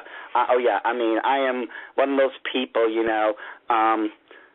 don't even think of looking at me until I've had my first cup of coffee. Don't even approach me till I've had my second cup of coffee. By the time I'm starting my third cup of coffee, you're safe. Well, I'm going to bring you three things to Starbucks before we meet. And No. I want Joe to bring me the first cup. Well, whatever you need, remember that, Joe. You get to bring the first and second cup. Your father will bring me the third one. And I'm going to be videotaping the first two deliveries. Oh my gosh. Okay. All right. Well, as I said, Joe's going to be singing "Near My God to Thee" by the time I'm done with him. Oh man. Oh, so you see, all those things that make up what we consider a holy day, known as Easter, is only part of the most ancient of all religions on the face of the earth, and it's an occult religion known as witchcraft. Just like the law, these things need to be put away. The law was put away. Look at Paul when he was correcting Peter on the issue. Paul let Peter have it right between the eyes. And folks, I'm not saying this to be mean-spirited, but if you don't start waking up, I'm going to start hitting you right in between the eye like Paul did to Peter. And don't expect me to apologize for doing the right and godly thing. It's in the Word of God. We should know all this by now. But wait a second, Doc. No. You've got me tongue-tied. What about the people who say, well, it's really doesn't mean anything. The colored Easter eggs and the little ceramic bunnies and this and that. Yeah, our hearts in the right place. Our hearts are, yeah, exactly. I really believe in the resurrection. This is just for fun. This is for the kids. I mean, after all, it's for the children. I was waiting for that. We do it for the kids. Oh, you bunch of lying hypocrites.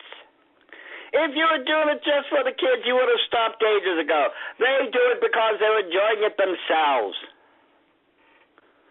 Come on, folks. Let's be honest if we're going to be Christian. We do this because we get a kick out of it ourselves. And then, oh, look, this is a really special day. It's when Christ resurrected. Oh, really? Really? Why is it God says one day is like unto another? Why is it, if this was supposed to be such a big brouhaha, and don't get me wrong, there's nothing that could possibly said that could understate the resurrection. But if it was supposed to be such a big memorable holiday brouhaha thing, why is it the exact date wasn't recorded? And if it was such a big brouhaha again, why don't we know the exact date of the birthday of Christ? Well, I think we do, but that's another story. Wait a second. We think the Sabbath is on Wednesday, Thursday, Friday, Saturday, and Sunday, don't we? Yes, But how many different dates have you and I heard, Doug, that said Christ was born on this date, or was born on that date, or resurrected on this date, or was crucified on that date? Come on. But Doc, okay. I'll just give you two. Joe, listen to this. Here comes the buts now. Okay, I'm going to give you two sentences, one sentence, based on my research, Doc, it is my belief that Jesus Christ was born on September 11th, 3/2 BC. How's that? 3-2, you mean your facts are so solid you can't tell if it was 3 BC or 2 BC? Depending on the calendar.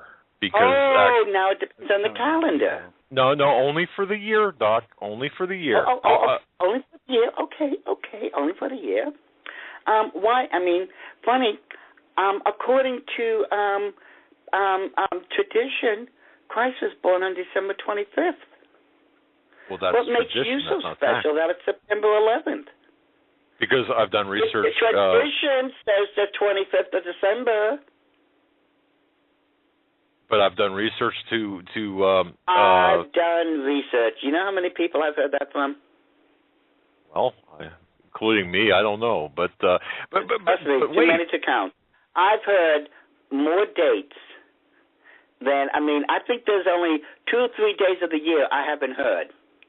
Okay, so what are you saying, Doc? 362 days have been used. There's only 3 more left, folks. Are you saying that we don't really know for sure the date? No one knows. Why do you think you're saying it's either 3 BC or 2 BC? Because you don't know for certain. Well, okay, I will stick with 3 BC based on the calendar. If you go with the calendar if. Okay, all right, you're killing me here, man. If. I hear if a lot in this life. There's nothing conclusive or definitive about the word if. All right. Then, without reservation, I will say you're going to hang yourself. Well, then you're going to supply the rope, because I will say, based on on the Bible, on the King James version of the Bible, the Hebrew, and the various translations, based on the star. Various translation. Okay. Which one? Because I can go to various translations also and use different translations than you're using, and come up with a different date also. But if you combine the King James version of the Bible of events with... Did you say but? No, I didn't say but. You must have misheard me. Okay. I'm getting old. Now, yeah. If you take... Did you say the word if? Oh, man. You're killing me here, man. I want to hear facts here. Okay. Take the Bible. This is not based upon factual information. Oh, you're killing me. Using the King James version of the Bible. I'm going to kill all those arguments.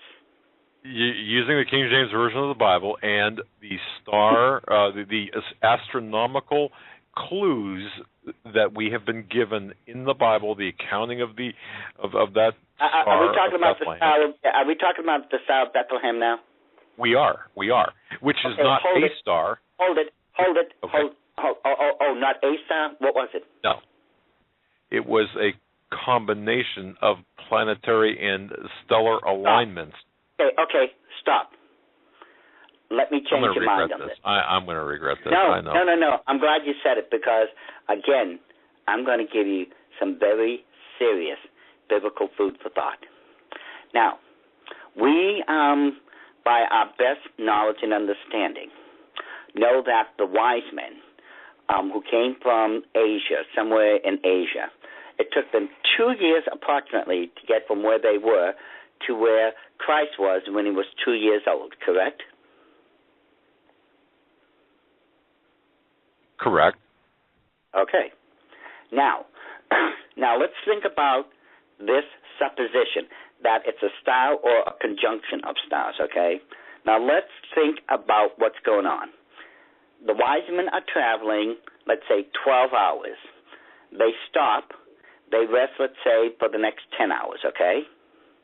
They get up, and they do the same thing for 2 years. With me so far? I'm with you. I'm right hanging with you. Now, I want you to think about this. If that was a star or a conjunction of stars, when those men stopped, the stars would also have had to stop so that they could follow them without losing them. Now, to the best of my knowledge, unless there's some sort of divine intervention going on, the heavenlies don't stop. No planet stops. No sun stops. I don't think that was a star or a conjunction of stars, because there's a translation there that renders, and I'm in full agreement with this. I don't think that was a star or a conjunction. I think that was the Shekinah or the Shekinah glory of God that was leading them.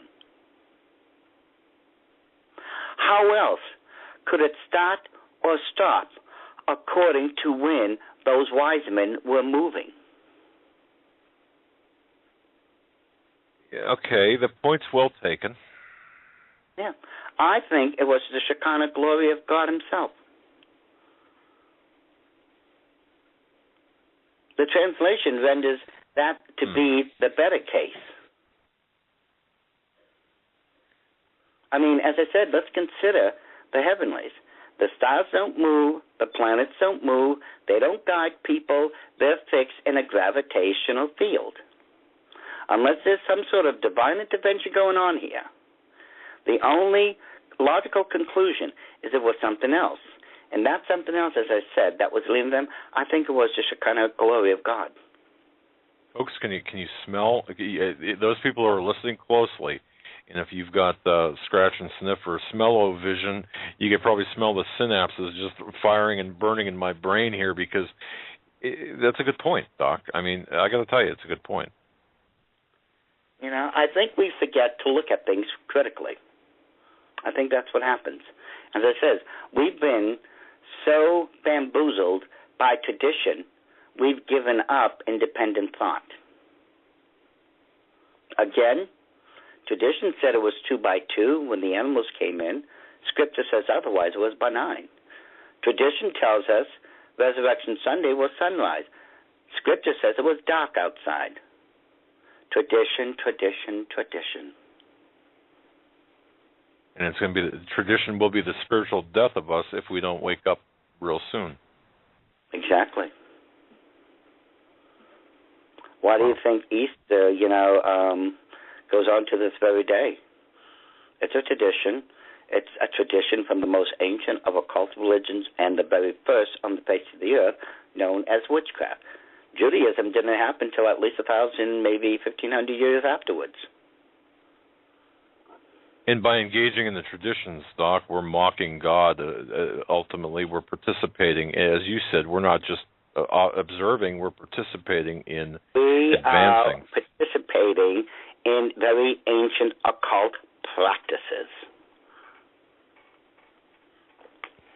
It's pretty tough to swallow. Pretty tough. Well, let me give you an interesting story here. About 7 years ago, no, almost 8 now, this preacher comes to my door, and he's witnessing. He begins to witness. I tell him, I appreciate it, but I'm already saved. I invited him in. We sat down, and we started chewing the fat.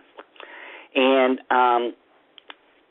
he invited me to go to his church next Sunday.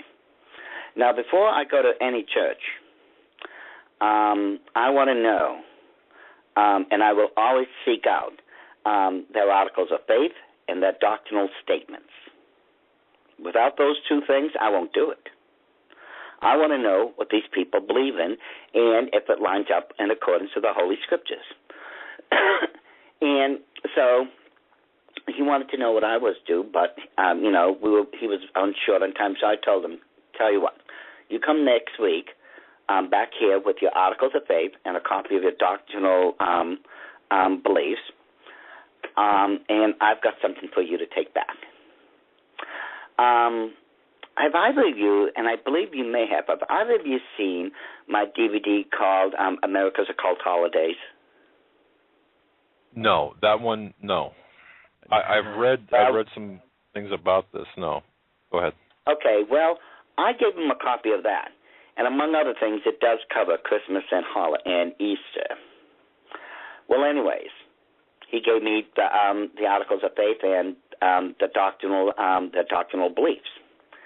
Well, next Sunday when he came back, just as we agreed upon, 3 times he tried to talk me out politely in a very indirect way, tried to uninvite me from going to church with him.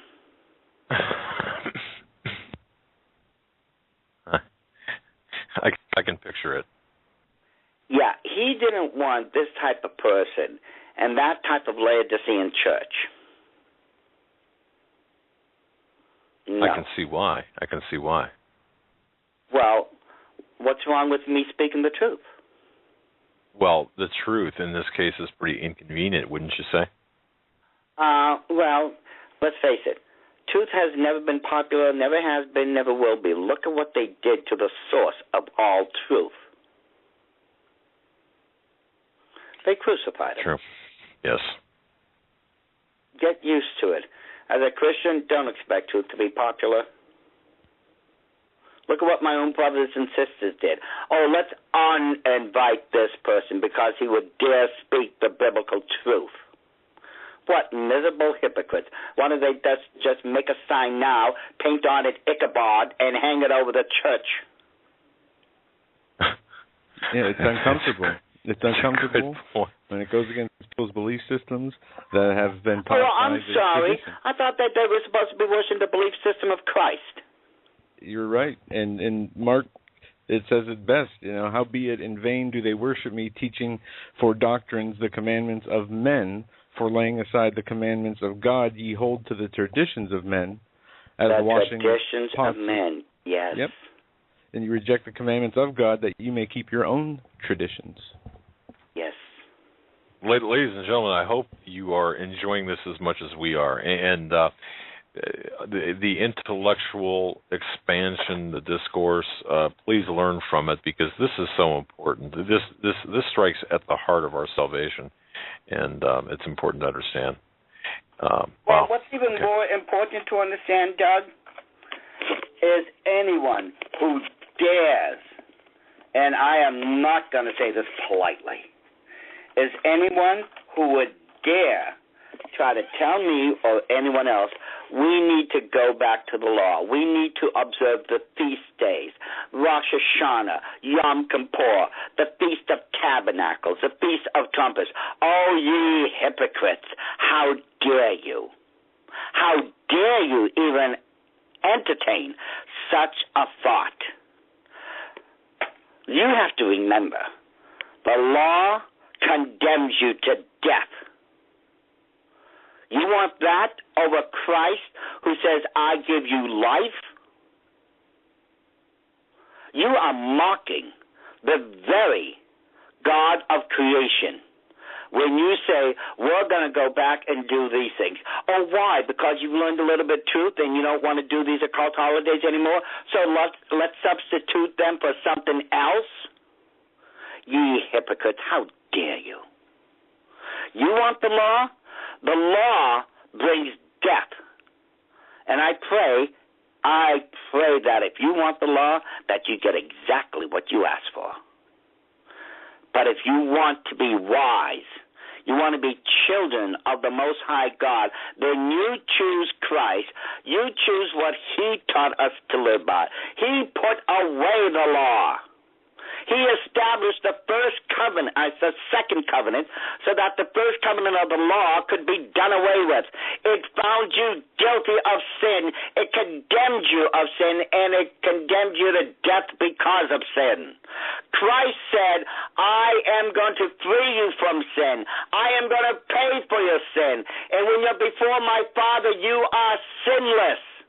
I am giving you life. The law gives you death.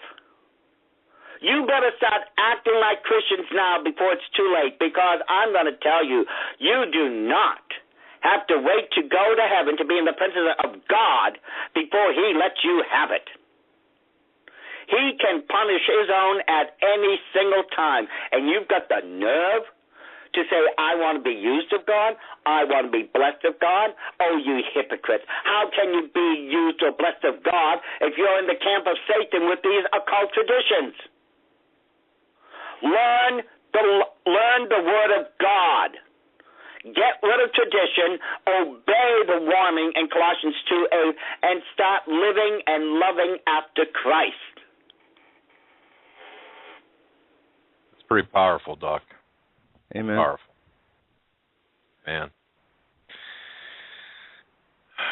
Where do we go from here, Doc? I believe we were supposed to talk about the book of Revelation, weren't we? Now that I've gotten off of my pillbox. I'm just fascinated by how you just kind of brought everything right around. But go ahead. We're just going to turn you back loose. This is fantastic. Well, are we supposed to have a break at 9 o'clock? Yes, we are. At 10 o'clock on okay, well, we better. Time, it's just about 9 o'clock. I actually looked up at the clock. Yeah, actually, I'll tell you what we're going to do. We're going to take a break. Doc, we're going to take a break right now. We'll take a third and final hour of this Wednesday, March 19th, 2014 edition of the Hagman and Hagman Report with our very special guest, Mr. Doc Marquis.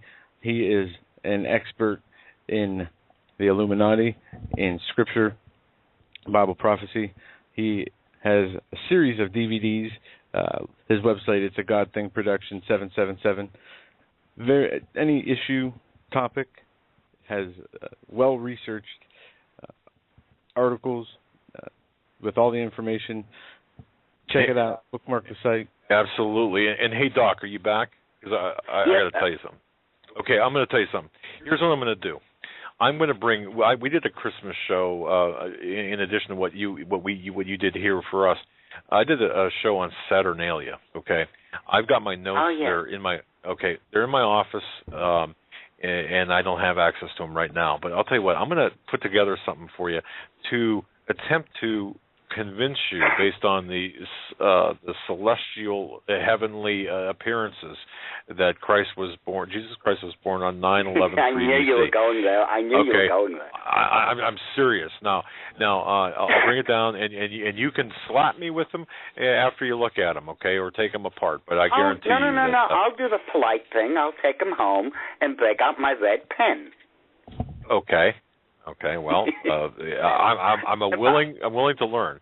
But at any rate, I just want to say that this is a fascinating program because you're taking people out of the comfort zones. Thank you for doing what you do. You go ahead and continue on, my friend. Well, before I do, let me just say two things quickly. First of all, folks, I want you to understand I'm not going to say any of this stuff to be mean or mean-spirited. I understand. Trust me, I completely understand how much spiritual darkness the average Christian is living in. Because the preachers, and I'm laying this at the feet of the preachers because it's their job to feed us spiritually. Not to feed us with tradition, but they're supposed to feed us with the Word of God. So I laid the blame at their feet.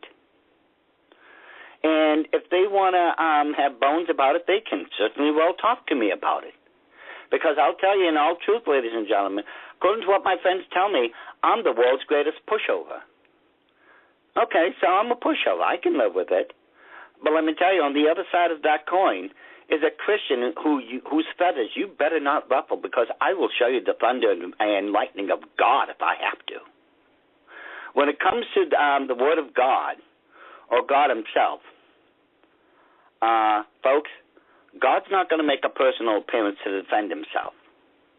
But I'm going to show you just how well I can do it. And I will do it. I won't apologize for it. I'll even smile at the end for doing it. But this is a Christian whose feathers you don't ruffle. We are living with very little time left. I don't have time to mollycoddle anyone. I will be as nice as I can be, especially, to those who need it. Especially the young Christians. or to the people who aren't saved. I mean, my goodness, my heart will break and bleed for any of those people in a split second. But for Christians, my own family members who are supposed to know this stuff already, no. I am not going to go easy on you by any stretch of the imagination. You're supposed to know the Word of God. And you're supposed to be able to quote it better than any movie you've ever seen, or better than any rock and roll theme you may have in your little heads. Study to show yourself approved. The Word is approved. In other words, God is giving you a A+, a pat on the back here. Study to show yourself approved unto God. That's what you're supposed to be doing. You're supposed to be taking the truth of the Word of God out there. And like the light on the hill, you're supposed to be letting it shine before all mankind. But how can that light shine if you're putting it under the bushel of the ignorance of the Word of God, which you're suffering from? You can't do it. Well said. So, and you've got an easy solution, people. You don't have to stay like that. Now, Revelation chapter 3 tells us that the seventh church age would be made up of lukewarm Christians at best, the Laodicean church age.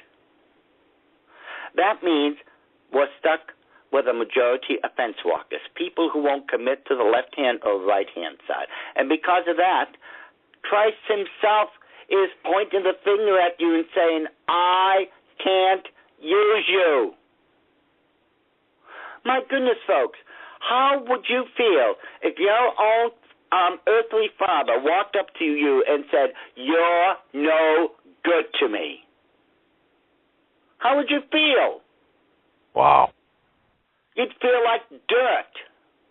How much greater is the condemnation when God, creator of all that is actually pointing to you, one of his children, and saying, you're no good to me? How would that make you feel? You better start reading chapter 3 of Revelation, because that's what's going on in this church age. Christ says, I'm spitting you out of your mouth. I can't use you. You're no good to me. Man. I don't want to end up like that. I don't want to become one of those Laodicean Christians. I will die before I allow that to happen to me. I have to face an infinite creator who I can barely comprehend on the smallest of levels, which my mind is capable of dealing with. And I have to face him and give an account of everything I did for him in his service. I am both terrified and excited to go to his presence. And I am terrified. How many times, people, I want you to think about this for a second. There's two judgments in the Bible. One is the Bema Seat judgment. The other is what's known as the Thronos Makon Lukon judgment, or what is that, Greek? The Great White Throne judgment. Both are presided over by Jesus Christ. The one at the Bema Seat judgment, you and I will give an account of what we did in the service. Think about this. Christ says, hey, John, come up here. Yeah, it's your turn. Come up here. Let's have a talk. Come here. Okay. And John and Christ is talking about those things he did for his service. And Christ suddenly paused and goes, wait a second, John. You with your third bulb over there. Why didn't you witness to him? What are we going to say? What are we going to say in the presence of an almighty creator who called every single cell of your being into existence? And he asked you, why didn't you witness to him about me? There's no excuse. Why do you think the Bible says he's going to wipe away all our tears? Think of how much weeping there's going to be on that day. Oh, there's going to be rewards, don't get me wrong. We're going to get rewarded for what little we did do. But think of the pools and the rivers of tears that's going to flow that Christ is going to wipe away. Because he's going to say, it's okay. I was there. I was one of you at one time, so I understand. But that's not going to make it any easier. Do you want to end up as a Laodicean Christian who God will point at and say, go away, you're no good to me? Or do you want to be used, that vessel of honor in the Master's hands?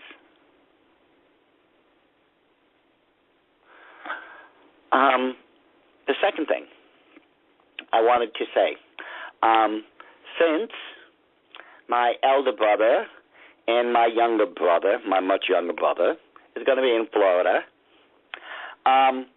folks, I know a lot of you won't be able to be there.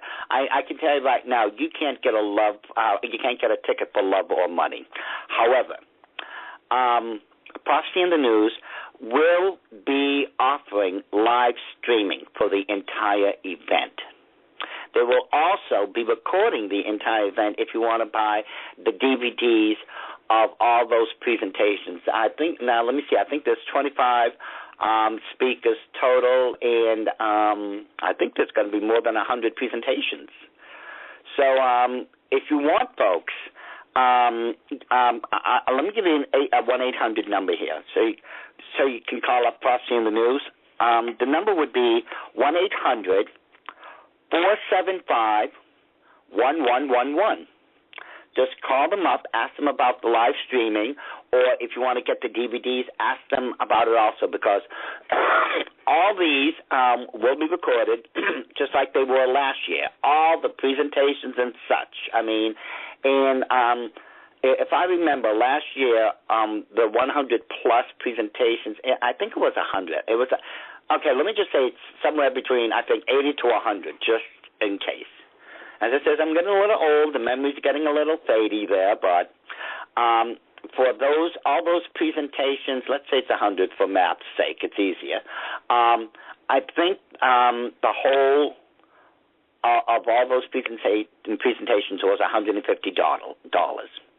So basically $1.50 for every presentation, which, trust me right now, I would have easily paid double or triple for all of them. Because the information that was brought last year, ladies and gentlemen, it was absolutely phenomenal.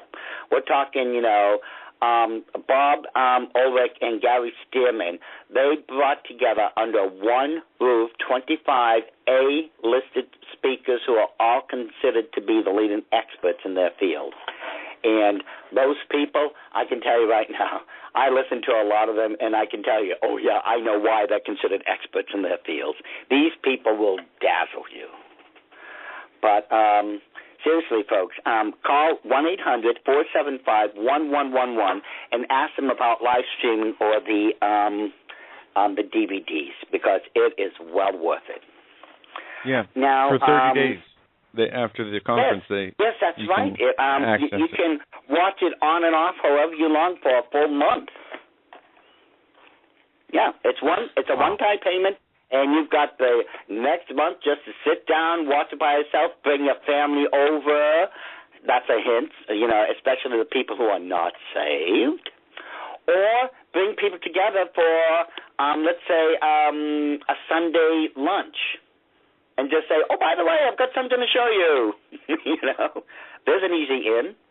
That's a great idea. It's a fantastic idea. Trust me. Yeah. You'd be surprised how easy you can use something like this for a witnessing tool. And that's what it's all about, because I'm still really shaking from the statement that the scenario you described, what have you done? Why didn't you witness when you had the chance? And I don't think any one of us wants to be in that position of, what do you say? how do you respond? Yeah. You can't smooth talk your way out of that one. Nope. There's no way. And at that point, you can't blame the pastor either, because everyone knows about witnessing. That's the first thing that happens to a person when they get saved, isn't it? Oh, exactly. And Doc, I just, isn't it amazing how many guys out there, they know every in and out of every basketball, football, baseball team, stat, whatever, and they can't, and look, I study, I do my best to study the Bible, and there's just, I am so far behind, or at least I feel far behind with Scripture. So, of all the people, get your priorities right while we still have the chance to. We don't know what tomorrow, if there will be tomorrow for us. So start tonight, folks. Start tonight. Doc, this is incredible. This is one of our most powerful programs we've done. It's fantastic. Well, you, me, and Joe feed off each other well, don't we? Well, I feel like you kind of took a chunk out of my hide there for a little bit, but no. I'm not great. done yet by a long mark. We're not in Florida yet. Before the end of the show, that's not a warning to you. That's a warning to Joe.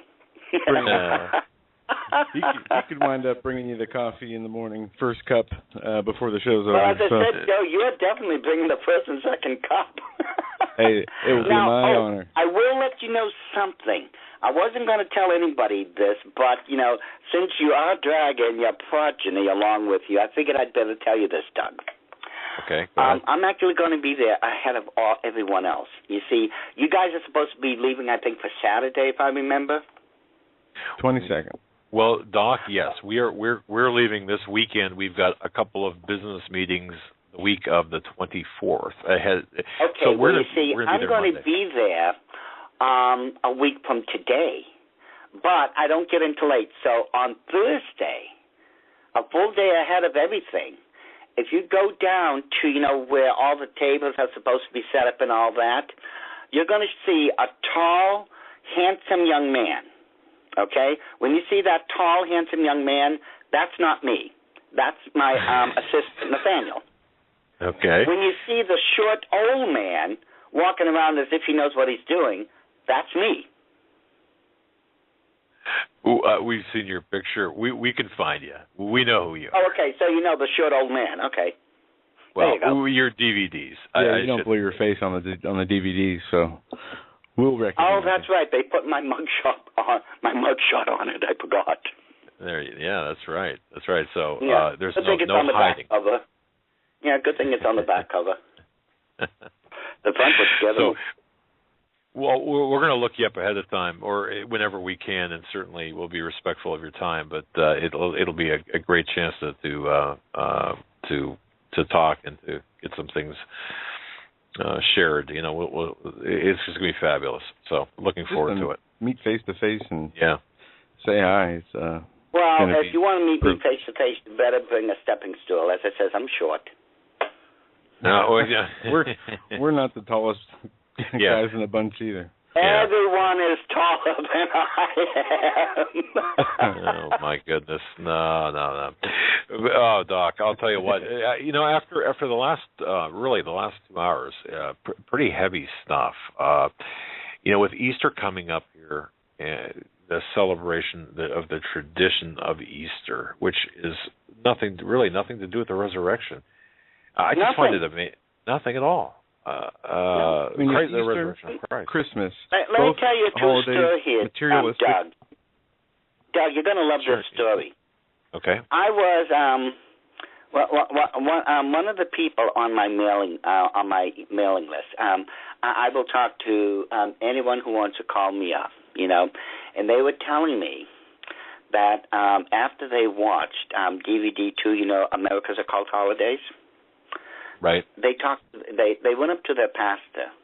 I can't believe they did this, but God bless them. They went up to their pastor and say, "Why are we practicing these occult holidays?" And the person told me the pastor's jaw sort of dropped, and he continued and said, "Well, you know, Easter and Christmas are against the Bible. They're not in the Bible. If nothing else, they're part of the occult world. And the person pressed and pressed would not let up. And finally, the pastor turned to the person and said, because I don't want to lose some money. I'm not surprised. This is something old to me. The reason, one of the big reasons, they won't let go of Christmas or Easter is because it's the two biggest days in the year where people will bring in tithes and offerings. Well, that makes sense. You know, you hear about Christians, or especially Catholics, and this is not an indictment of Catholics or Catholic hierarchy. Okay, what I'm saying is, you know, the two biggest church-going days, mass-going days for Christians are Christmas and Easter. It's true. It's so true. And let me. The very first, the church where I got saved. I'll never forget the place, the pastor, or the people there. It was a young church. I mean, only been around for, I think at the time, not even 10 years. And let me think. I was. Okay, that was April 15th, so that would be 6 months. 6 months later, I found out, oh my goodness, did I find out, or at least back then, I was thinking, did I make a mistake? Because they were having, in the church building itself, a Halloween party, full costumes and everything. I was a baby Christian, 6 months, who just left a lifetime of witchcraft in the Illuminati. I walk in, I see this happening, and I thought to myself, I might have made a mistake. I just left one occult religion to join another. That's exactly what was going through my head as a baby Christian. I couldn't help it. I just left the occult. What did you do? I left the occult. I didn't expect to find it in the Christian church. One wouldn't, no. But so what did you do, Doc? Well, I struggled with it privately for a couple of weeks, and I'll tell you right now, if God didn't make me as strong as He did, even at that state of the game, I would have left it all and chalked it up as a bad experience. I would have. Because, as I said, I did not expect to leave the occult religion to become part of another one. That's exactly how it looked to me. You know, all these holidays, I practiced according to the ancient traditions of the ancient occult world. This stuff has been the same ever since then. As I said, the only thing that's changed is the names. I was doing this for 20 years of my life.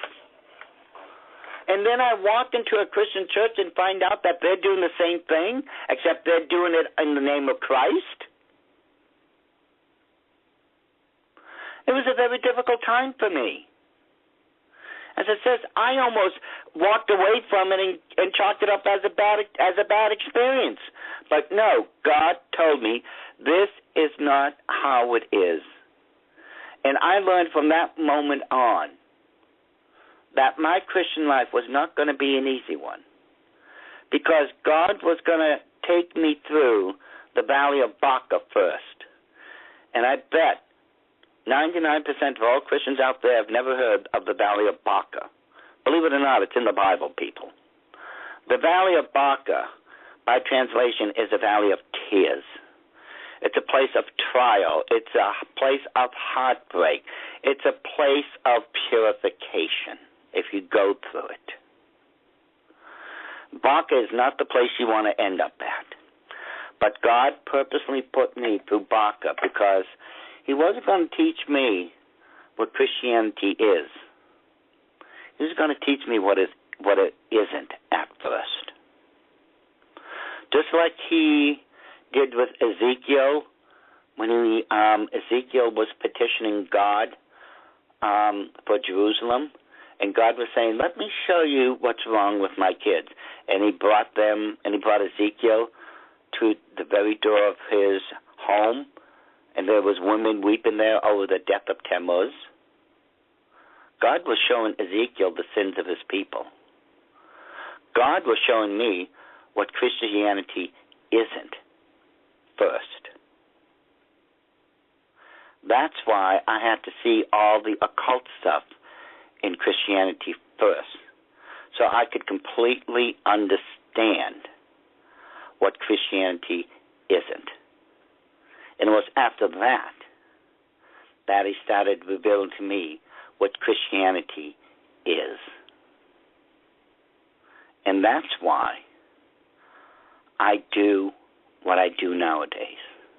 Yes, part of what I do is to expose the Illuminati, their plans, the 7-part plan for the creation of a new world order, so on and so forth.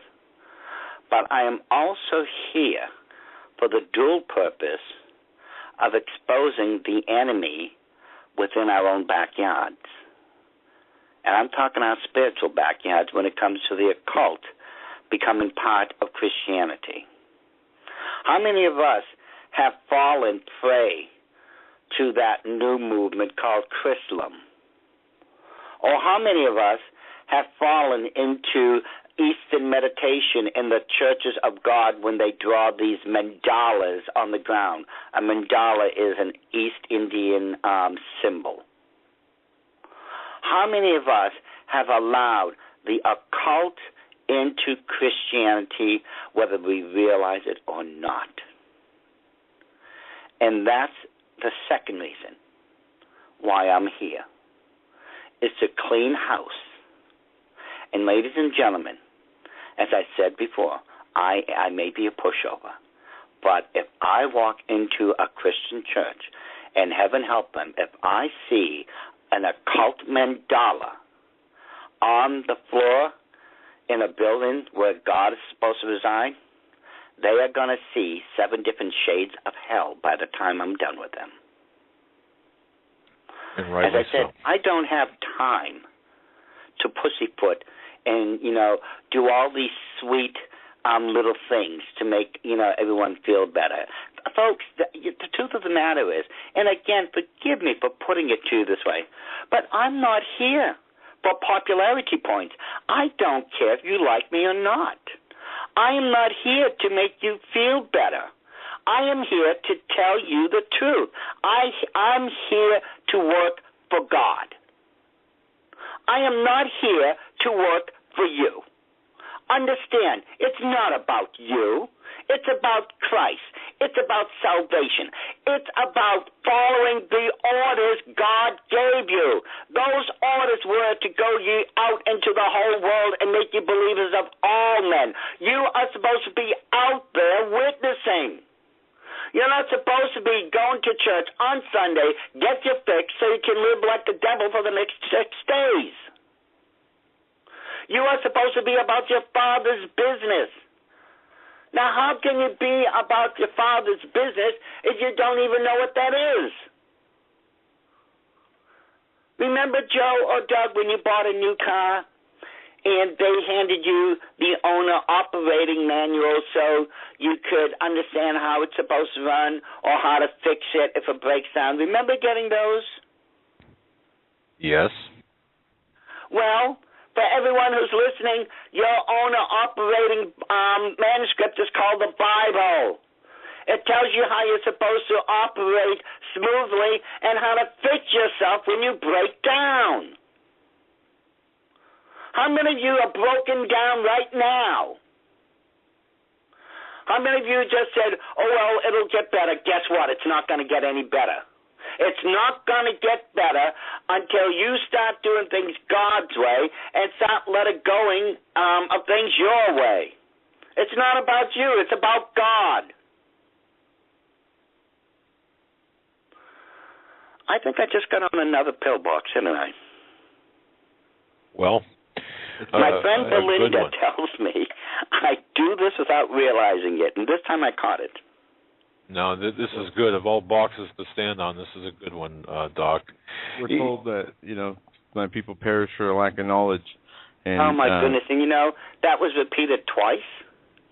Very few times does God ever repeat himself in the Bible, but that one is in Hosea and Malachi. My people die for a lack of knowledge. Well, you know what? They don't have to. They've got it right in front of them. It's called the Bible. Doc, if we can, it's amazing. We only have about 27 minutes left of the show, but let me ask you. Oh well, so much for Revelation. Well, you know what? Maybe we can touch on it here a little bit. Maybe we can touch on this a little bit because if we could take a couple of steps backwards, you have personal experience with the Illuminati. Folks, we're talking with Doc Marquis, and his website is going to be linked off of HomelandSecurityUS.com. It's his website. It's GodThingProductions777.com. My question, though, is this. Let's take a few steps back and look at the bigger picture. The Illuminati, your experience in the Illuminati, the traditions that are killing us spiritually as Christians are just going full force today. And we're falling in. Many Christians are falling into the trap of this tradition-led demise. But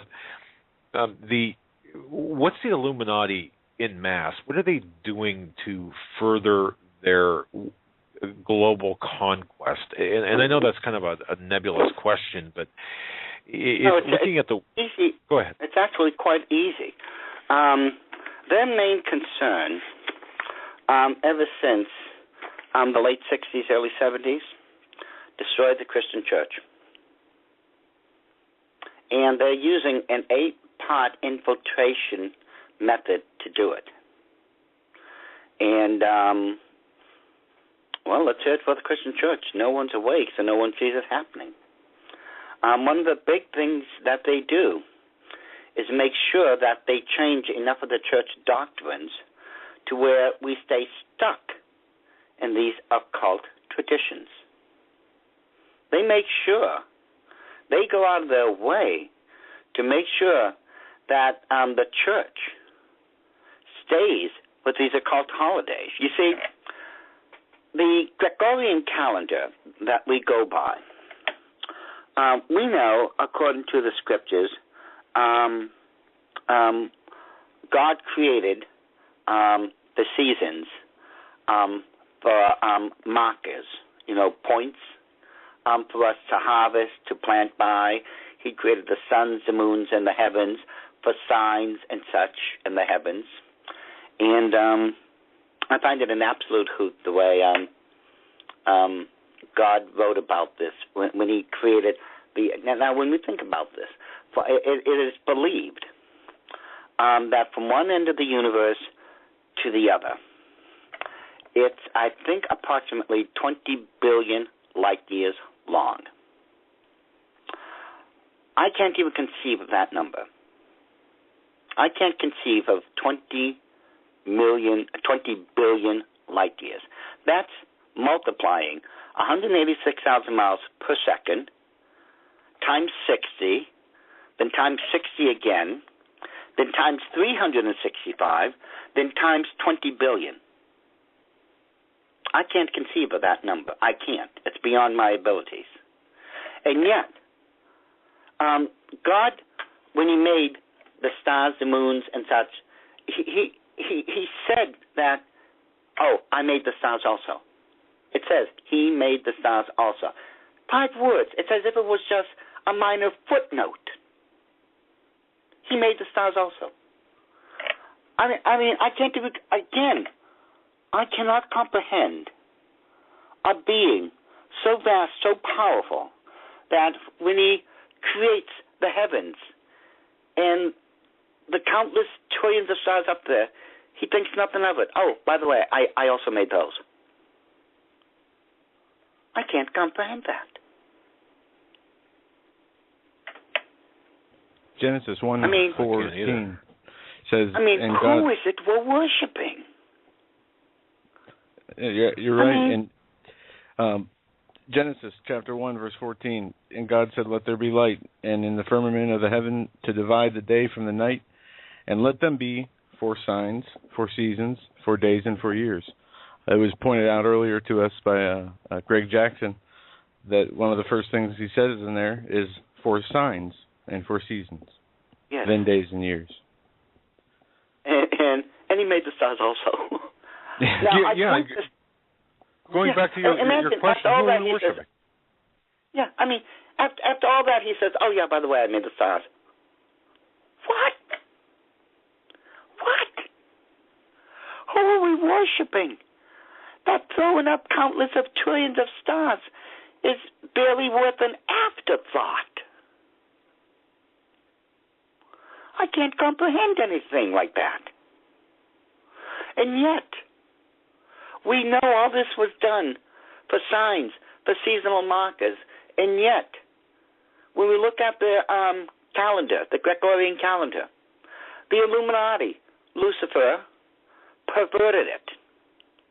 You see, there is a definitive pattern by which all our holidays are separated by. Quite a number of the holidays we celebrate are on nights of human sacrifice. Of course, most people wouldn't realize that. They don't know the origins of this stuff. But when we look at Christmas, you and I both know it wasn't Christ that was born on December 25th. It was Tammuz. The son of Semiramis and Nimrod was born on December 25th. Let's hear it for Saturnalia. That was celebrated in Rome, as you had earlier stated, Doug. And Yule, which is what the entire season is called, Yule, begins on December 21st, the night of human sacrifice. Groundhog's Day, that's a joke, ladies and gentlemen. That talks about the reincarnation of the spring goddess that's soon to return. That's a night of human sacrifice known as Imbolg. May 1st, the second highest of all the 8 nights of human sacrifice, known as Beltane. We celebrate May Day throughout the world still.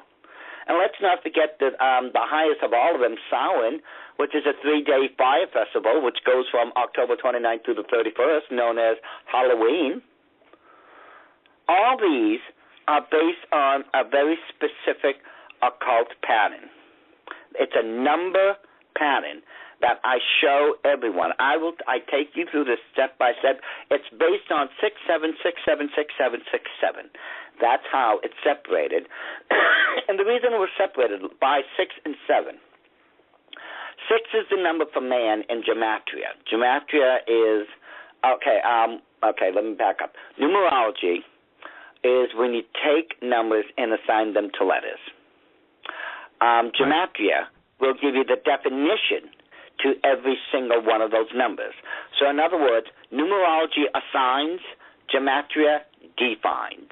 Just remember it like that. In gematria, 6 is the number for man, 7 is the number for God.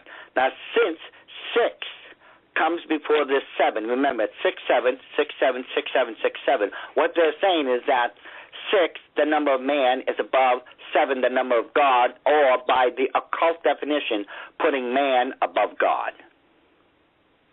And this is further broken down into 4 sets. Remember, it's 6, 7, 6, 7, 6, 7, 6, 7. 6 and 7 is 13. 13 in gematria is depravity and rebellion.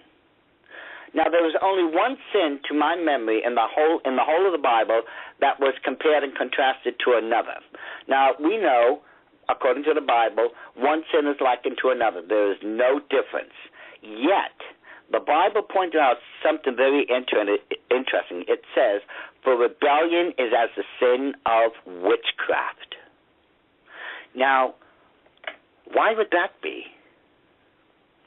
Well, it was through rebellion that Satan fell, and it was through Satan we got witchcraft. But rebellion is as the sin of witchcraft. So the number 13, meaning the number of depravity and rebellion, the whole of it, 13, 6, and 7, would say it was through depravity and rebellion that man is placed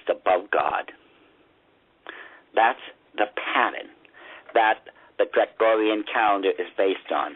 And holidays, other holidays, the major ones most of us celebrate, are separated by either 13 days or 13 weeks. As I said, ladies and gentlemen, DVD 2, which is called America's Occult Holidays, it took me a while because I wanted everyone to see step by step this numerical pattern, and it is a definite pattern. It repeats. You can't make this up. If I make a mistake in this, it's too easily found. Everything I show you is based on the Gregorian calendar. You can look this up. Just like Doug, when you and I went over the way that Easter is determined every single year, the death and resurrection of Christ, they use astrology. They use a known occult practice. You can measure that by looking at the calendar. The same thing you can do with every single holiday that I cover in DVD 2, America's Occult Holidays. Every single one of them falls within this Illuminati numerical pattern. I can tell you this, Doc. I will be ordering that DVD after tonight's show, and obviously I need this primer more than ever now. Should order a box of them. Exactly. And you go through all of this, and the numerology aspect I find fascinating, Doc. It's very important, isn't it? And dates to the Illuminati, very important. It's critical. The Illuminati never, and I mean never, will make any major move unless gematria or numerology, either one, and astrology lines up. They will not make a move unless they both agree with each other. It never happens. That's why when you see certain things happen on specific dates, ladies and gentlemen, look at any of those occult dates I give you, and you'll understand why. You'll begin to understand the way the Illuminati think and the way they move. Given that, Doc, and I know you don't have a crystal ball, but I'll tell you what, you've got the playbook of the Illuminati. I still remember the timelines, yes. Yeah. Now I don't want to take you into some place you don't want to go, but right now we're seeing this chaos across the world here. In my view, Illuminati engineered. Anything that we should be watching for, given given all the heavenly signs, from the blood moons to the dates coming up here, May 1st, April 19th to May 1st, it just seems like everything is kind of lining up this year or starting this year that it's going to get bad. Well, we've still got some time left, not a lot, but okay. I would honestly say. Now, as I said, I still remember the timelines from when I was in. The next major thing, going by the timelines, and I believe I've mentioned this to you before, between the years 2014 through 2018, those timelines completely stated that they were going to cause a major financial disaster to happen to one of the nations on this world. Now, that was almost 50 years ago. And at that time, they didn't put in what nation. I did not see a nation there that they had chosen at that time. Nevertheless, some nation between now and 2018, there's going to be a financial disaster so horrific that it's going to cause other nations throughout the world, for the first time in history, to gather themselves together and sit down and seriously start discussions on creating a one-world currency, so such a thing would never happen to any of them. Wow. Because... Oh, yeah. And the Illuminati, if they wrote it down, they're going to do it.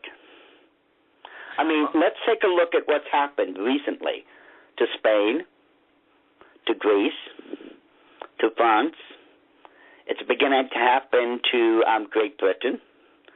And if Obama gets his way, he'll destroy us financially through Obamacare. You see, ladies and gentlemen, Obamacare is another ploy. You're just not looking at this right. Let me explain this. The national debt, as it stands right now, is a little bit more, is close to $17.5 trillion. Now, somehow, one president changed that. Somehow, the usurper to the White House, Barack Obama, has doubled the entire national debt of all previous presidents. That's a feat worthy of any magician. And when you look at the cost of Obamacare compared to the gross national product, or how much money we bring in on any given year, it compares all that to the compound interest we must daily pay illegally to the Federal Reserve, an illegal body. We cannot sustain it. You see, by the time we reach somewhere around $21, $22 trillion, we are not going to be able to pay the compound interest on the debt daily. We just don't make that much. I mean, we make a huge amount, don't get me wrong. But when we compare the gross national product, how much we bring in on any given year, compared to how much interest we have to pay in that 1 year on $17.5 trillion, let alone how much Obamacare is also going to put us into debt, we can't sustain it. By the time we get to that $21, $22 trillion mark, unless something happens, we will no longer be able to stay afloat. Now, there are, and I hate to say this, ladies and gentlemen, because I'm not a partisan person. I am registered as an independent. I am not for Republican or Democrat. I vote in the person I think is best suited and best qualified to perform the job that I, as a voter, am assigning him to do. So, the problem is there are too many, and I've seen it again, ladies and gentlemen. I can document this stuff easily. Too many senators and congressmen up there who are Democrat, and it's Democrat this time, who are actually laughing, saying, when we throw these figures out in one, they say, ha, ha, ha, ha, we can actually sustain $28 trillion and not worry about it. I'm sorry, you people must have been taught mathematics through the Common Core, because the figures don't lie. Once we start entering $21, $22 trillion in debt, we will no longer be able to sustain it unless our gross national product goes up, and it better go up an awful lot before that time. Or we, as a fiscal nation, we're going to go bankrupt. We're going to head the way of post-World War II Germany. And, Doc, it certainly sounds like we fit that nation, because once the U.S. dollar does tank or is murdered, more appropriately, the United States, I believe, will become a pariah of the world. I mean, I was told this by our intelligence insider that we refer to as by his initial W, that this will cause great angst against America, great anger. I'm going to show you and everyone else at the Prophecy Summit, something you've never seen before. And when I show you this something, you're going to understand why we're doomed. And I mean, when I say doomed, ladies and gentlemen, we are never, listen to me, we are never going to recover. The die has already been cast. We are doomed. And I don't say that lightly. In order to understand, and so many people ask me this, they call up, they write me emails, and they ask me, Doc, what is going on? It doesn't make sense. Well, in order to understand the present, we have to go into the past so we can make sense of the future. And I'll tell you right now, once you do that, there is no doubt about it. We are doomed. We are never going to recover. Mark my words. Oh, we might be able to bounce back somewhat financially speaking if they get rid of Obamacare and start, taking care of, the piggy bank. But ladies and gentlemen, America is a failed experiment. We are not going to make it. And Doug and Joe, I want both of you to call me down on the carpet if I'm a liar on this after you've seen a particular presentation. It should be my first one.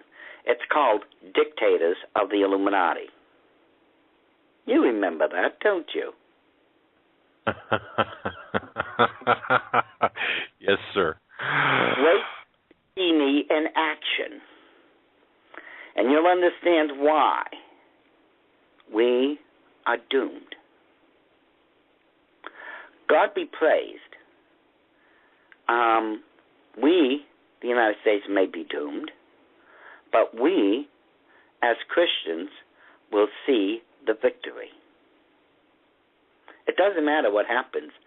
I've read the end of the Bible. We win. Amen, we do. Take comfort, ladies and gentlemen. We may be doomed as a nation, but as a people, as the family of God, we win. Doc, I can't wait. I cannot wait for this. And you've imparted so much, given so much information in tonight's program. Folks, I would urge everyone to go back and re-listen to this and share this with your family, your friends. It is so important. The information here is unlike any other program we've had with Doc Marquis. This is a special program. It just seems like we're just... Doc, it was fantastic information. We are doomed, by the way. Yes, I think we are. When was this planned? When was this doom planned? To take over America and to bring it down? Yes. 1776. Okay, so we go back to that. Okay, I just want to make sure we're on the same page with that.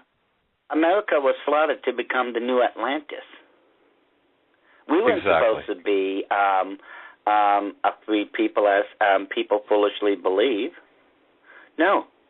You study the myths of ancient Atlantis, and that's what America was supposed to become under the auspices of the Illuminati.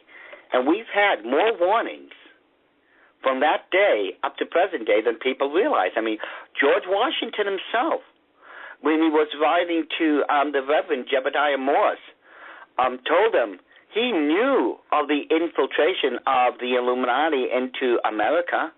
He even said that they've started setting up their own, I think temples was the word, in American soil.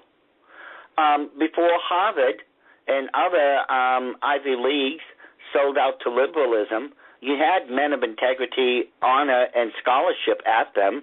And one of them, I can't remember the name off the top of my head, said to his graduating class, he warned them about the Illuminati into American politics and into the people. I mean, I can sit down. Ladies and gentlemen, I could give you at least a couple dozen very easy warnings from scholars, presidents, professors, world leaders, prime ministers. I could just rabbit on that alone and just show you warning after warning after warning after warning. But no one's listening. So, ladies and gentlemen, the truth is we're going to head that way because no matter how much truth I give you, no matter how many warnings I give you, if you're not listening, it falls on deaf ears, and we're going to face the wrath of the Illuminati.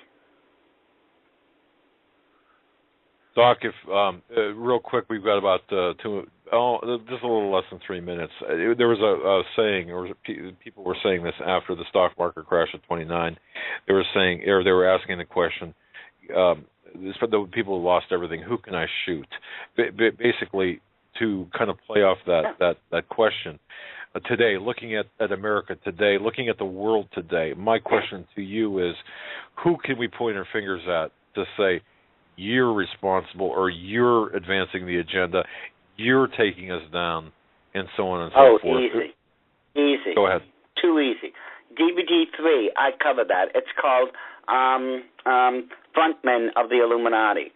The Illuminati set up 6 major front organizations to perpetuate their plans for the creation of a new world order, and it's been going on ever since the end of World War I. It started with the Royal Institute of International Affairs, then went on to the sister, and they called it the sister organization of the Royal Institute to this very day, known as the Council on Foreign Relations. Then it went to the Bilderbergs, the United Nations, Club of Rome, and then the Trilateral Commission. Just out with that. Then next go to some of their puppets in America. And again, I'll name names, and I don't care if they shoot me or anything, because they can threaten me, they can put a gun to my head, and what are they going to say? You are now going to retract every statement, or you are going to deny Jesus Christ, or say, help me, I'm going to pull this gun, and I'm going to send you to, what? God? Yes. Oh, give me 2 seconds to think about that one. Yeah, exactly. You know? You want to start blaming people in America? Look towards the leadership. Or shall we say, in this case, the lack of it. Barack Obama, Hillary Clinton, John Kerry, what's his name? Speaker of the House. Boehner? John Boehner? Huh? Boehner. John Boehner. I mean, ladies and gentlemen, just let me get out a pen and paper so I can write it all down for you. Because as I said, DVD 3 alone, oh my goodness, wait till you see the names. Ladies and gentlemen, you want to point fingers? I've got the names listed. Start with them. Fantastic. Okay, DVD 3. Doc, we only have about 15 seconds left. I just want to thank you so much. Your website, it's a God thing. Productions777.com. What a fantastic program. Thank you. And we're going to see you in Orlando, my friend, and we're going to... 1 week. I'm going to bring you coffee. That's right. Make sure it's 2, Joe. Will do. And then, Doug, you've been the third one. Indeed, I will. And I'm going to videotape the delivery of the first 2. Doc, God bless you. Thank you so much for being with us. Folks, that'll do it for tonight. Thanks for having me. Oh, man, it's fantastic. Good night, everyone. Until tomorrow night, Steve Quayle and Tom Horn. God bless.